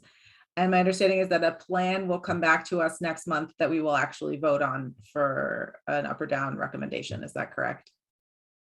Probably. I mean, we meet, we have our team meeting on Friday. We'll discuss the feedback that we got, and then we'll look at next steps. That my upcoming next steps was kind of tentative. So. Okay.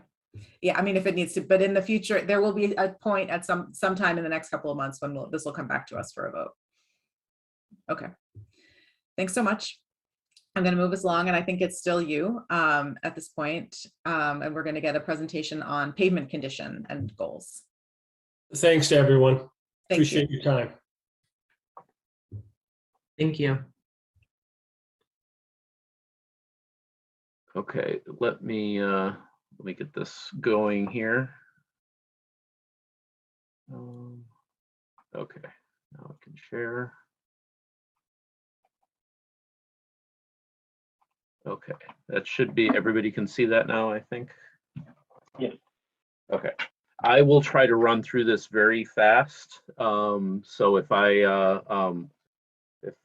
if I'm skipping things, that's my apologies, but I know we're a little short on time here. So um, this is the presentation that I gave a week ago Monday to the City Council at the work session, and I'm basically going to run through the same thing here now.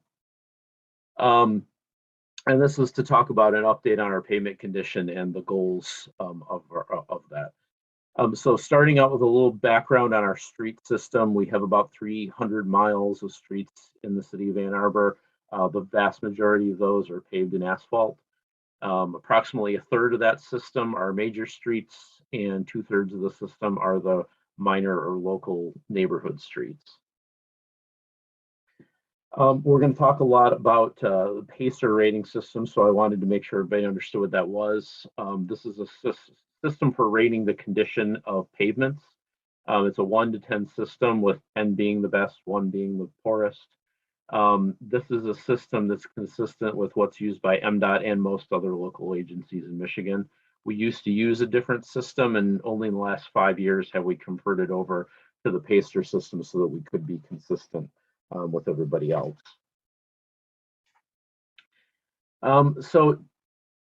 Condition of the roads is a concern for everybody, certainly, but how do we improve those roads? And the answer to that is what what is called pavement asset management.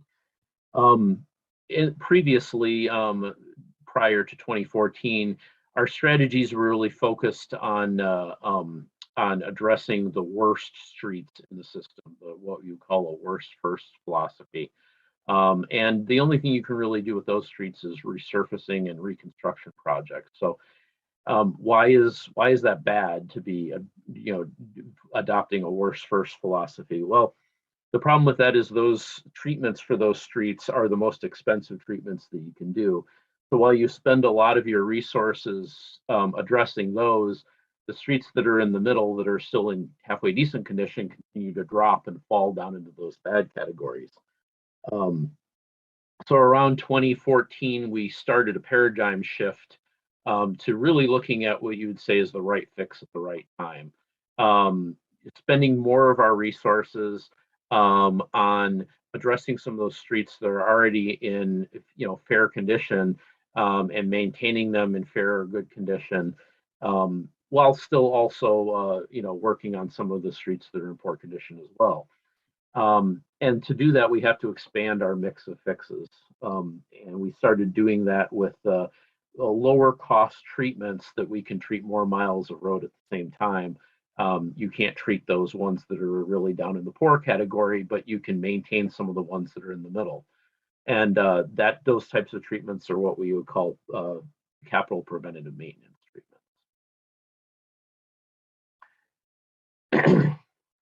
So back in 2016, we were just starting to get familiar with this pavement asset management approach. And we started using a program called RoadSoft, which is the program that we use to submit all of our pavement ratings and our asset management plan to the state.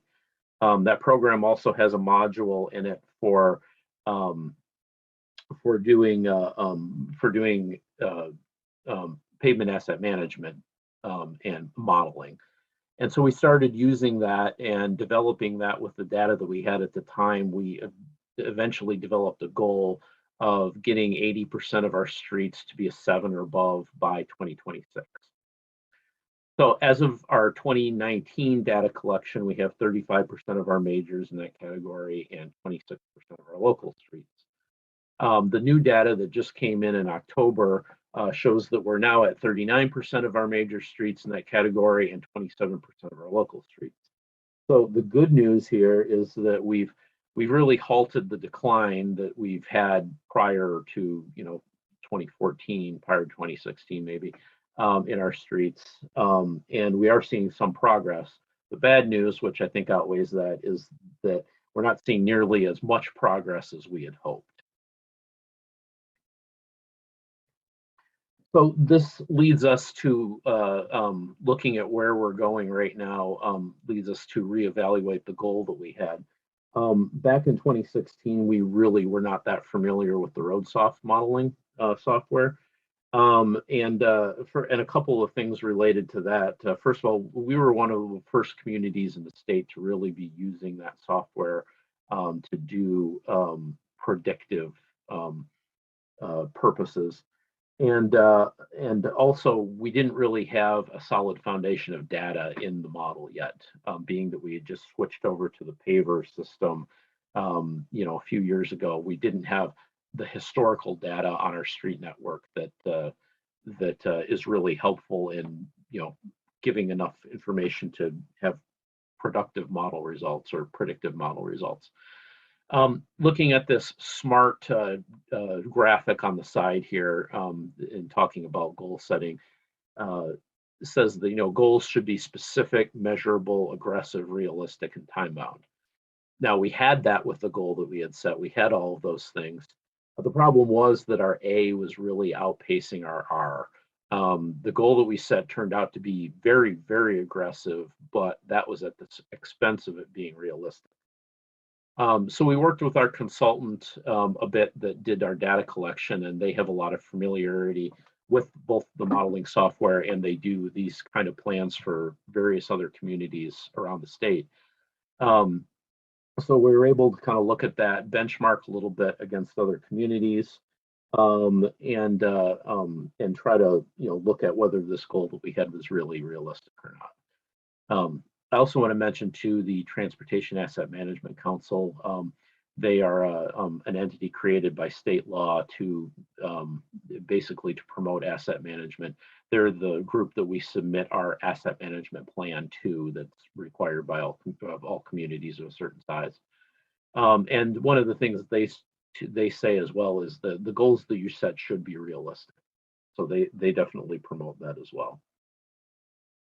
So this all leads to looking at that we really need to propose new goals for our pavement system. The one that we had set before was just simply not realistic. And so looking at some, still looking at the 2026 timeframe, but maybe making some adjustments to that. First of all, instead of looking at a 7, we want to look at a 6 as kind of our benchmarking for a PACER rating. If you can remember back to that slide at the beginning where I showed the different PACER categories, a 6 is still a good street. The picture to the right is an example of that. That is a 6 shown in that picture right there. And generally speaking, that's a good road. It's in good condition. Bicyclists, drivers, pedestrians are not going to have really an issue with a road in that kind of condition. It's generally people are going to be perfectly happy with that. So looking at trying to set some goals around that, looking at the major road system, we want to try to target getting 60% up to the 6 or above. And on the local roads, 45% at a 6 or above. And you can see where the percentages are currently at 58 and 36. It shows a disparity between this disparagement, yeah, you know what I'm trying to say. Anyway, between our major and local system, where some shifting of resources may need to happen in order to help, pick up our local roads a little bit more. We're doing pretty good with the major roads, but the local roads are kind of lagging behind currently. In addition to that kind of system-wide goal of trying to shoot for a 6 or better, we also need to look at the streets that are down in the poor category, because really those are where most of the complaints come from. And we want to look at trying to set some maximum percentages of what would be into that category. You'll see that I have question marks there right now. We need to do some more modeling to try to figure out what realistic numbers are to put there in that category. We haven't had the time to do that yet, but we're working on it. So the proposed some of the rationale of these new goals. First of all, I kind of mentioned it sets an average, but also looks to make sure that we continue to invest in addressing those roads that are at the bottom. Doing some benchmarking versus other communities that our consultant has been able to help us with. Looking at some similarly sized road networks. The goals that we have are probably slightly more aggressive than theirs, but also still achievable as well. So, which kind of leads to the next point, that we believe that the goals that we have set are still aggressive, but also are more achievable than what we had set previously. And finally, they're more aligned with resident expectations. And what I mean by that is really, the difference between a 6 and a 7 is really not significant and noticeable. So really, instead of striving to get all the way up to a 7, a 6 is something that, that generally people are going to be happy with. So looking at next steps is from where we stand right now. We need to perform some additional modeling with these new goals in mind, and then make some refinements to our pavement asset management strategy and how we have funding distributed, especially between majors and locals.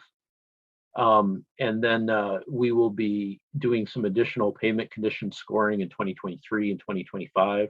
We'll probably also add in 2026 too, since that was the horizon year for our goals. And then finally, and this I think is very important, we want to do some analysis of some different goals and look at what the level of investment would be needed to get to those. The strategy that we have right now with the pavement asset management strategy is sound. It's got a lot of research supporting it. Really what I presented here today is showing that, the goals that we're kind of proposing right now are what we can reasonably do with the current level of investment. If we want to set higher goals, then we're going to need an additional investment, financial investment in order to reach those. And that's what we want to do, is lay out some scenarios. If we want to get to this goal, this is the additional funding that would be needed to get there. And then in the longer term, if we can achieve those goals in 2026, we can always reevaluate at that time and raise the bar a little bit if we're doing well on those. And I'd be remiss if I didn't mention some of the challenges that face us in any of these goals, really. Construction costs have been increasing in recent years, higher than the rate of inflation. And it's hard to predict where those are going to be and what things might affect those in the future. Contractor capacity, also a challenge. We have a limited number of contractors that bid on our projects, and we can invest as much money, we can set aside as much money as we want for our pavement system, but if we can't find enough contractors to build all of it, it's all for naught. So that's a challenge that we've seen. A challenge that hopefully we won't be seeing much more of in the future is related to COVID. There have been material shortages, supply chain shortages, which have affected the construction industry to some degree, certainly, but staffing also as well. Our capital maintenance program this year did not get the work done that we had intended to get done in the latter half of the year, because the contractors had shutdowns related to COVID, and had trouble finding enough employees to staff their crews. So hopefully that will get better in the near future as well. And then finally, there's always that pressure there to, really that we shouldn't be spending our money on streets that are already in decent condition, and that we should be, really focusing entirely on the streets that are in the worst condition. But that's a temptation that we need to, resist. It's a balancing act, certainly, but if we go back to what we were doing before, that's how our system got into the condition that it's in now. And so that is the end of my presentation. I'll open it up for questions. Please ignore the addressing questions to Sarah Higgins. That was for council. If you have any questions that come up after this session tonight, you can send them to me. So thank you very much. Thanks.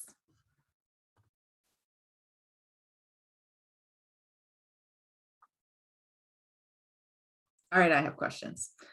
Just a couple. One of them is about the as we think about investing more in the kinds of road adaptations that we've talked about in the transportation plan, including things like basically more bike lanes, more sidewalks, less car space. I'm curious if that is factoring at all into the sort of modeling and projecting that's happening in terms of road resurfacing and what those costs are going to look like and potential futures.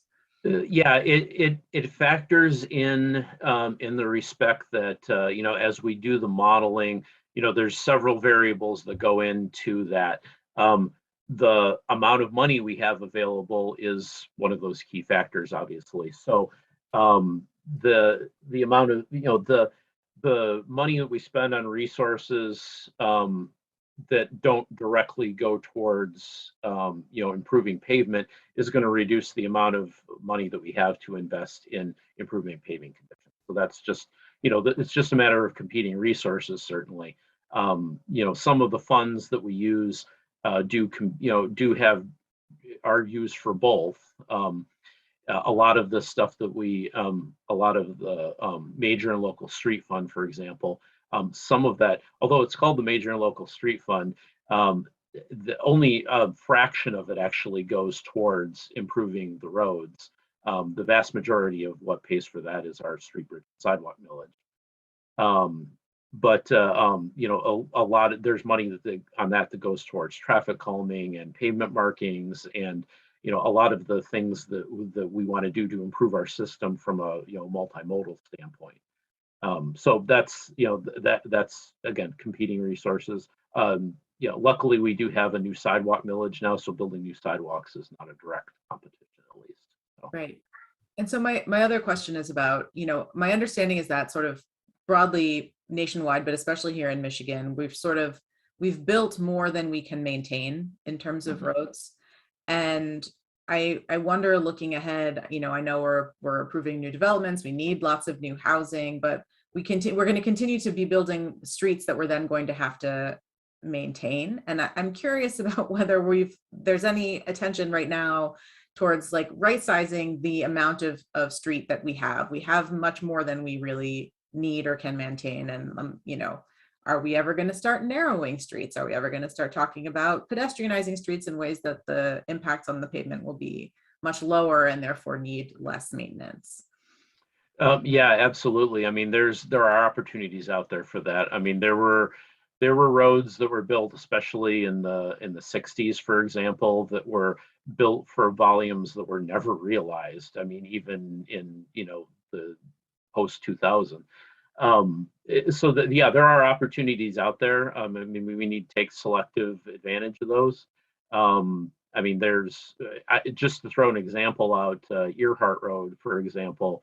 I believe Raymond had just sent around a notice about a public meeting about that.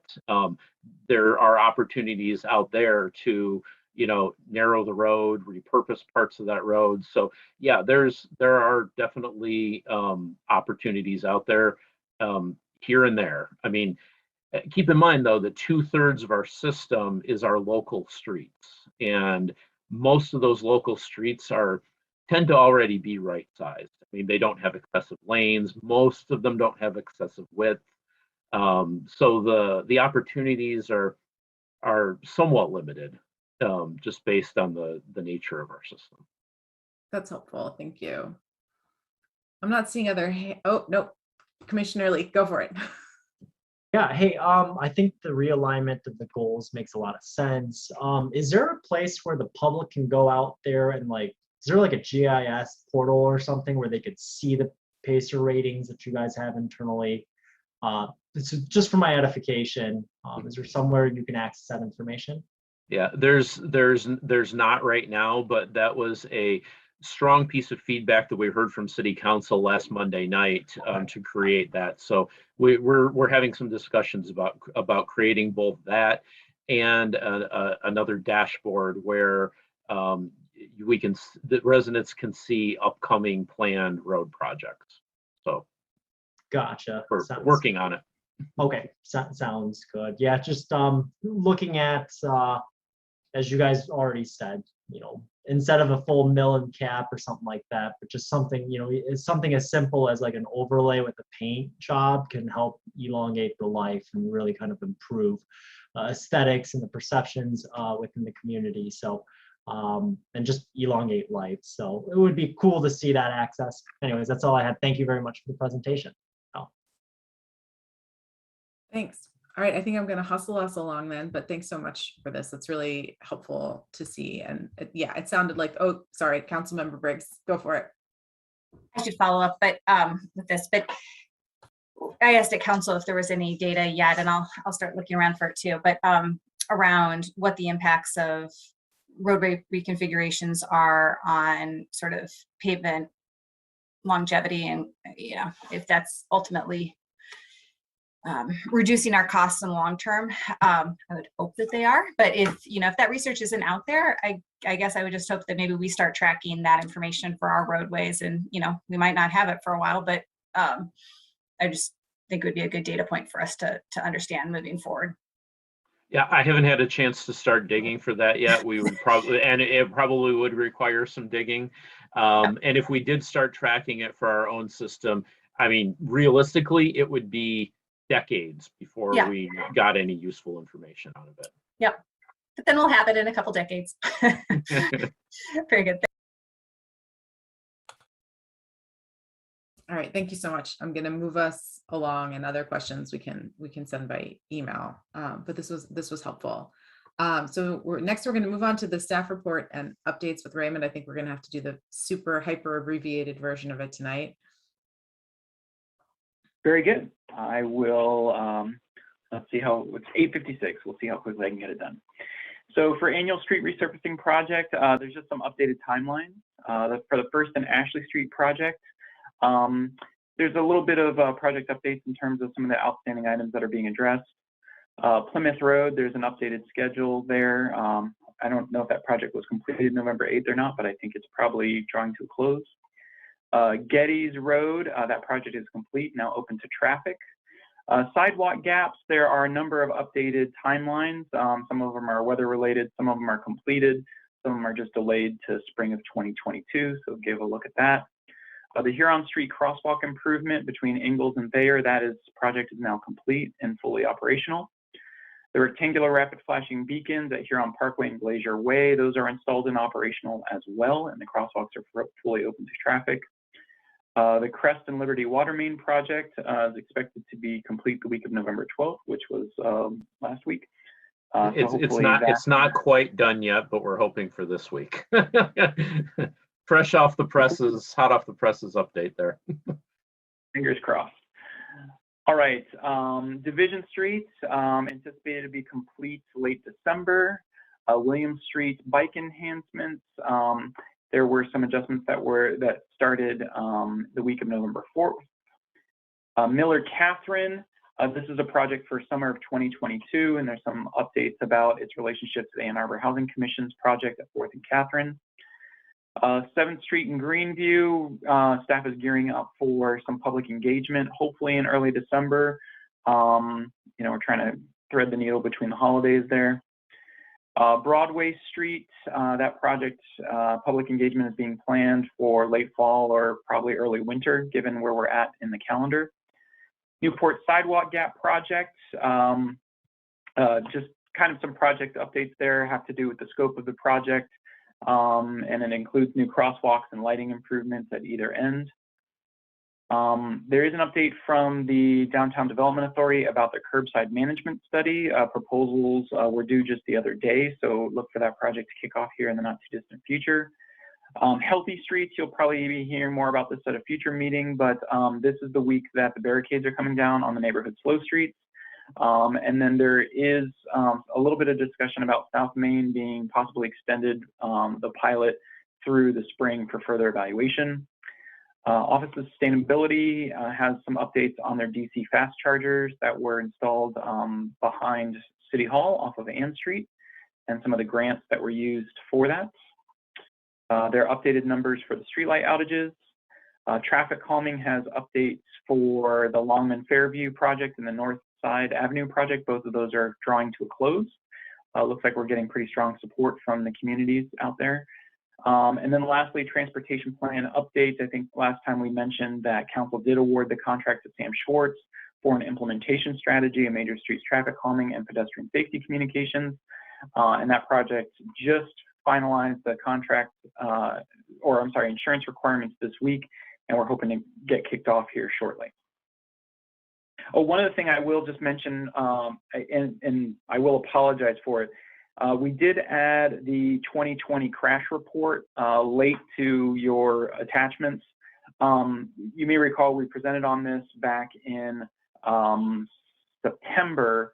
The draft report is included. Please take a look at that in your free time. Provide me with comments, and we can make some changes to it before we finalize it. And this is kind of a draft, but then we'll circle back with a final draft with you one last time after we hear back from you on it.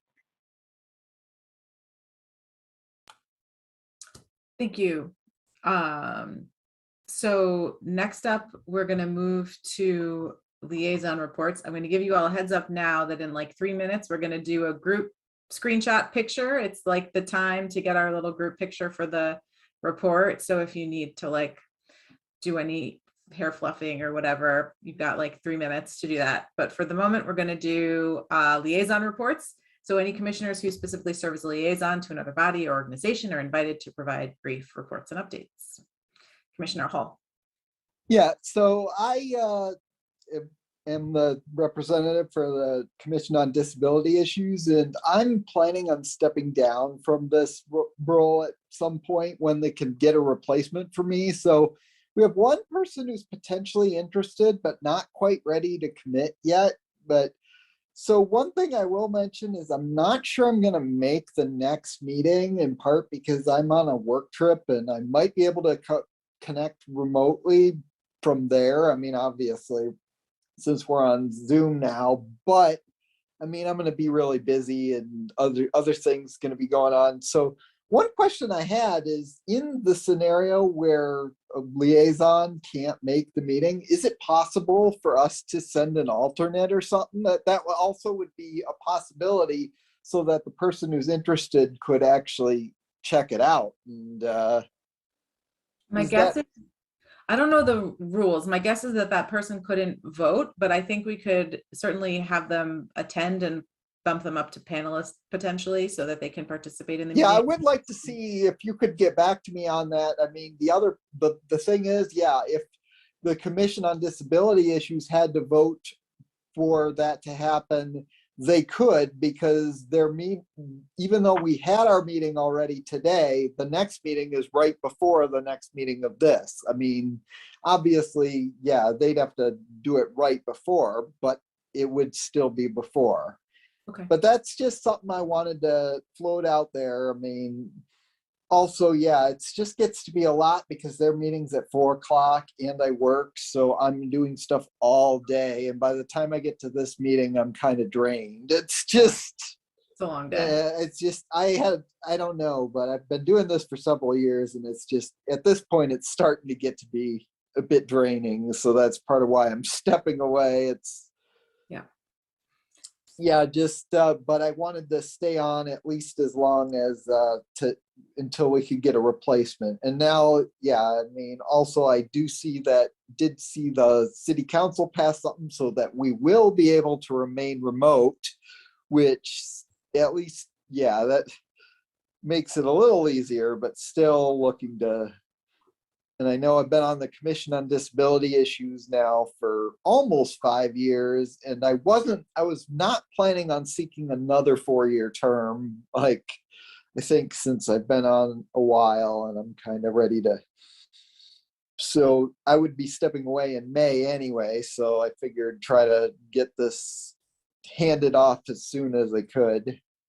I think that makes sense. Thanks. But yeah, the other thing I did want to say is I had a question for the AAATA people. I know that the bus tracking system has been down for several weeks, and I know there was a cyber attack at some point.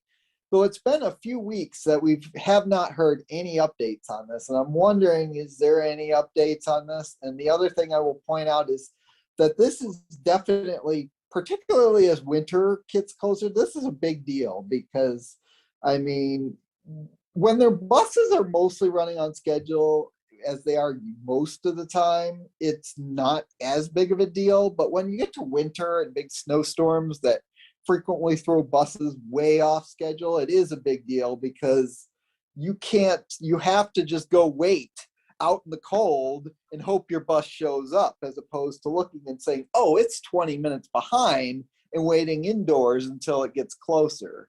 So I just would point that out as this needs to be a priority as we get to winter weather. Yeah, thank you. Commissioner Smith, you were next up anyway, so you might be able to respond to that. Certainly. As far as the cyber attack goes, we actually are still in a recovery mode. It was a very sophisticated attack, and unfortunately, part of the advice that have gotten in getting to a remedy is to be pretty closed-mouthed about what all is affected. Basically as a way to not feed information to the folks that did it. I will pass on, though, the comment to our communications team about even just communicating that part out about it. Please rest assured it is absolutely our number one priority to get those things back up and running. Our manager of IT, I'm pretty sure, hasn't slept in 3 weeks. It was fairly catastrophic for us, and I am not really able to go into too much more detail about that, but it is absolutely a priority for us to get back up and running, and I would absolutely hope that we should see some light at the end of the tunnel, hopefully by December. And then just as far as having multiple people, just as a point of, so to be aware, I'm actually an alternate that was appointed by our board along with Forrest Yang and Matt Carpenter as the main person. So I believe it is allowed that we do have the alternates. And the cyber attack was going to be my update. So I've said, unfortunately, about as much as I can about it. Thank you. Thanks. Councilmember Briggs. Yeah, and I just wanted to clarify, it's my understanding that commissions will be returning to in-person in January. And unfortunately, due to OMA issues and kind of the constraints here, all commissions and council will be moving back to in-person meetings. The piece was to allow for the public to be able to participate remotely, but only for planning commission and for city council, testing that out and then perhaps rolling that out to other commissions. Well, what about what city council passed, allowing certain commissions to be remote and the other ones to be in person? Mr. Hess, am I getting this? Am I misunderstanding what we passed? I thought that we were all returning back in January, but that provided an opportunity to move into a hybrid function for others. Am I correct about that? My understanding. Oh, go ahead, Vernon. Go ahead. No, my understanding is consistent with Councilmember Briggs that the emergency order does expire at the end of this year, and so commissions are expected and boards are expected to go back to in person. I know there are discussions among different agencies in this space as well, and that it's really a function of how the public can participate and giving some opportunities for like state mandated boards like city council and planning commission in particular. So, and like council members said, it's really a function of starting with that and then seeing if it can be scaled, but there are logistical challenges with running a hybrid meeting that may not ever translate to all boards and commissions, just so we're clear. Well, the resolution that I saw that passed city council said that not all boards and commissions are subject to the Open Meetings Act, except because of a resolution. Some of them are only subject to it because of a resolution that was passed in 1991 saying that they are, and that because that's the only reason they're subject to the Open Meetings Act, these commissions that are, I think, considered advisory, that we passed a resolution saying that these commissions can remain virtual, the ones that aren't subject to the Open Meetings Act per state law, and that only like city council, planning commission, and the ones that fall under state law would be in person. That was my understanding as well. And that's what the understanding of the Commission on Disability Issues. So I want to know, is there some new finding of the city attorney that basically overturns what happened at council, or? Yeah, we're gonna need clarification. We'll get some clarification out. I thought I read that resolution differently than you did. So I would be happy to be wrong on this one, because I would think that would be a better outcome. So I will hope that you are right and I am wrong. There was an attached list to that resolution, and not all, there were, Transportation Commission was not on the list, which I understood meant Transportation Commission would be able to continue virtually, and Disability Commission as well. But yeah, we're gonna need like a ref to come and tell us what's real starting in January. Sounds good. And I know we're running late. I do want to mention this because I think it's important for folks to know. And also thank Lieutenant Sherburne and the police department for the response.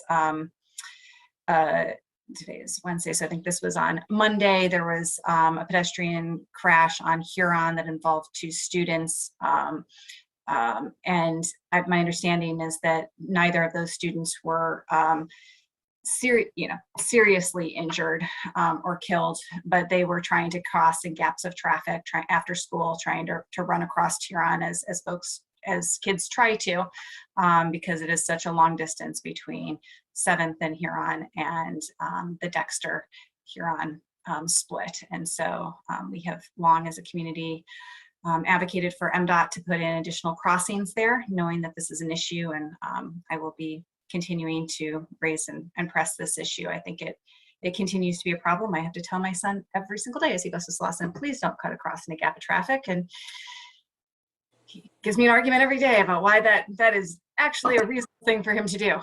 But outside of the safety of my own child, it's pretty clear that this is a serious risk. The kids actually misjudged it to the extent that my understanding is they actually ran into the car as opposed to being hit head on by a car, which is a better outcome, but really not a good scenario considering how many vulnerable users need to cross this roadway. So just want to let you folks know. Thank you. Commissioner Lee. I'll make it quick from Planning Commission. We went over the work plan for 2022. Parking standards, parking minimums, maximums, and EV parking adjustments are being reviewed at ORC, Ordinance Revisions Committee. I think we'll have a public hearing in the next 2 months or so. The goal is to present to City Council by April of 2022. So that's the target. That's the only, I think, item that's like very pertinent to transportation. So parking minimums, maximums being reviewed, presented to planning City Council by April. Thanks. Thanks. That's great news. I'm really glad to hear that. All right, commission member communication. So any commissioner can give an update. I have a very brief one, which is just that we have an opening on Transportation Commission, and it looks like we're going to have another one concurrent with the Disability Commission after Commissioner Hull steps down. And so please tell your networks. I think it's really great when we can have broad representation on the commission, draw from folks that are not necessarily the usual suspects. And so please get the word out, because we're going to have some quorum issues, so we need to fill these gaps pretty quickly. Any other commissioner communications? All right, let's do our picture first, and then we can talk about agenda items for next week. So I think we're gonna get like a count of 3 and we all look at the cameras and smile. How are we gonna do this? Yeah, try that. Actually, bear with me for just a second. I'm gonna try to maximize the screen here. All right. Of course, then that means I'm going to be looking off into the ether. So maybe I'll put it back to where it was. All right. On the count of 3, 1. Sorry, I have to find somewhere to paste this picture. Fooled you. All right. Okay, here we go. 3, 2, 1. All right, let me take one more just to be certain.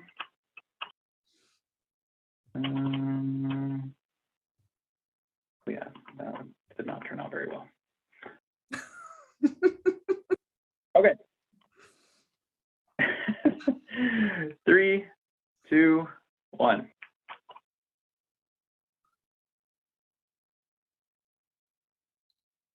How do we do? All right, that one worked. Okay, great. Thank you. Awesome, thanks. So call for agenda items. Some things that we're looking ahead to for December is putting together our work plan for 2022, refining the annual report. We'll do our annual input for the fiscal year 23 policy agenda for City Council, and that has been something that we've been sort of getting more engaged on the last couple of years.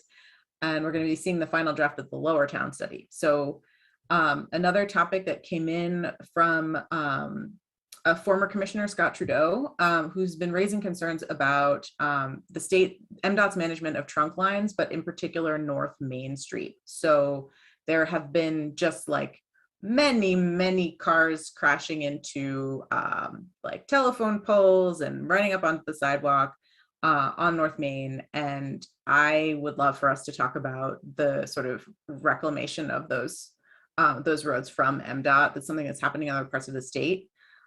It's one of those things that's sort of always like nebulous, like, oh, there are these reasons why we can't. And I want us to talk about how we can actually make it happen, because it's been a big barrier to a lot of our safety goals. So that's a future agenda item that I'm interested in. Councilmember Briggs, we're not going to dig into this too much right now. Do you have another agenda item? Yeah, go ahead. I'm just hoping, if not in December, in January, that there would be a more in-depth presentation about the items that were put on the proposed for the American Recovery Plan dollars, to understand kind of how staff came to the conclusion that those were the priorities. And yeah. Great. That's a great one. Thank you. Any other agenda items that you think of, please feel free to email me and Raymond, and we will get those into the work plan. Okay. Got through that. Did our group photo. Okay, so our next meeting is scheduled for December 15th at 7 p.m. It'll be a virtual meeting. And I think if there are no objections, then we can adjourn this meeting. I'm seeing no objections, so meeting is adjourned. Thank you all so much. Thanks. Good night. Thanks, everybody. Bye.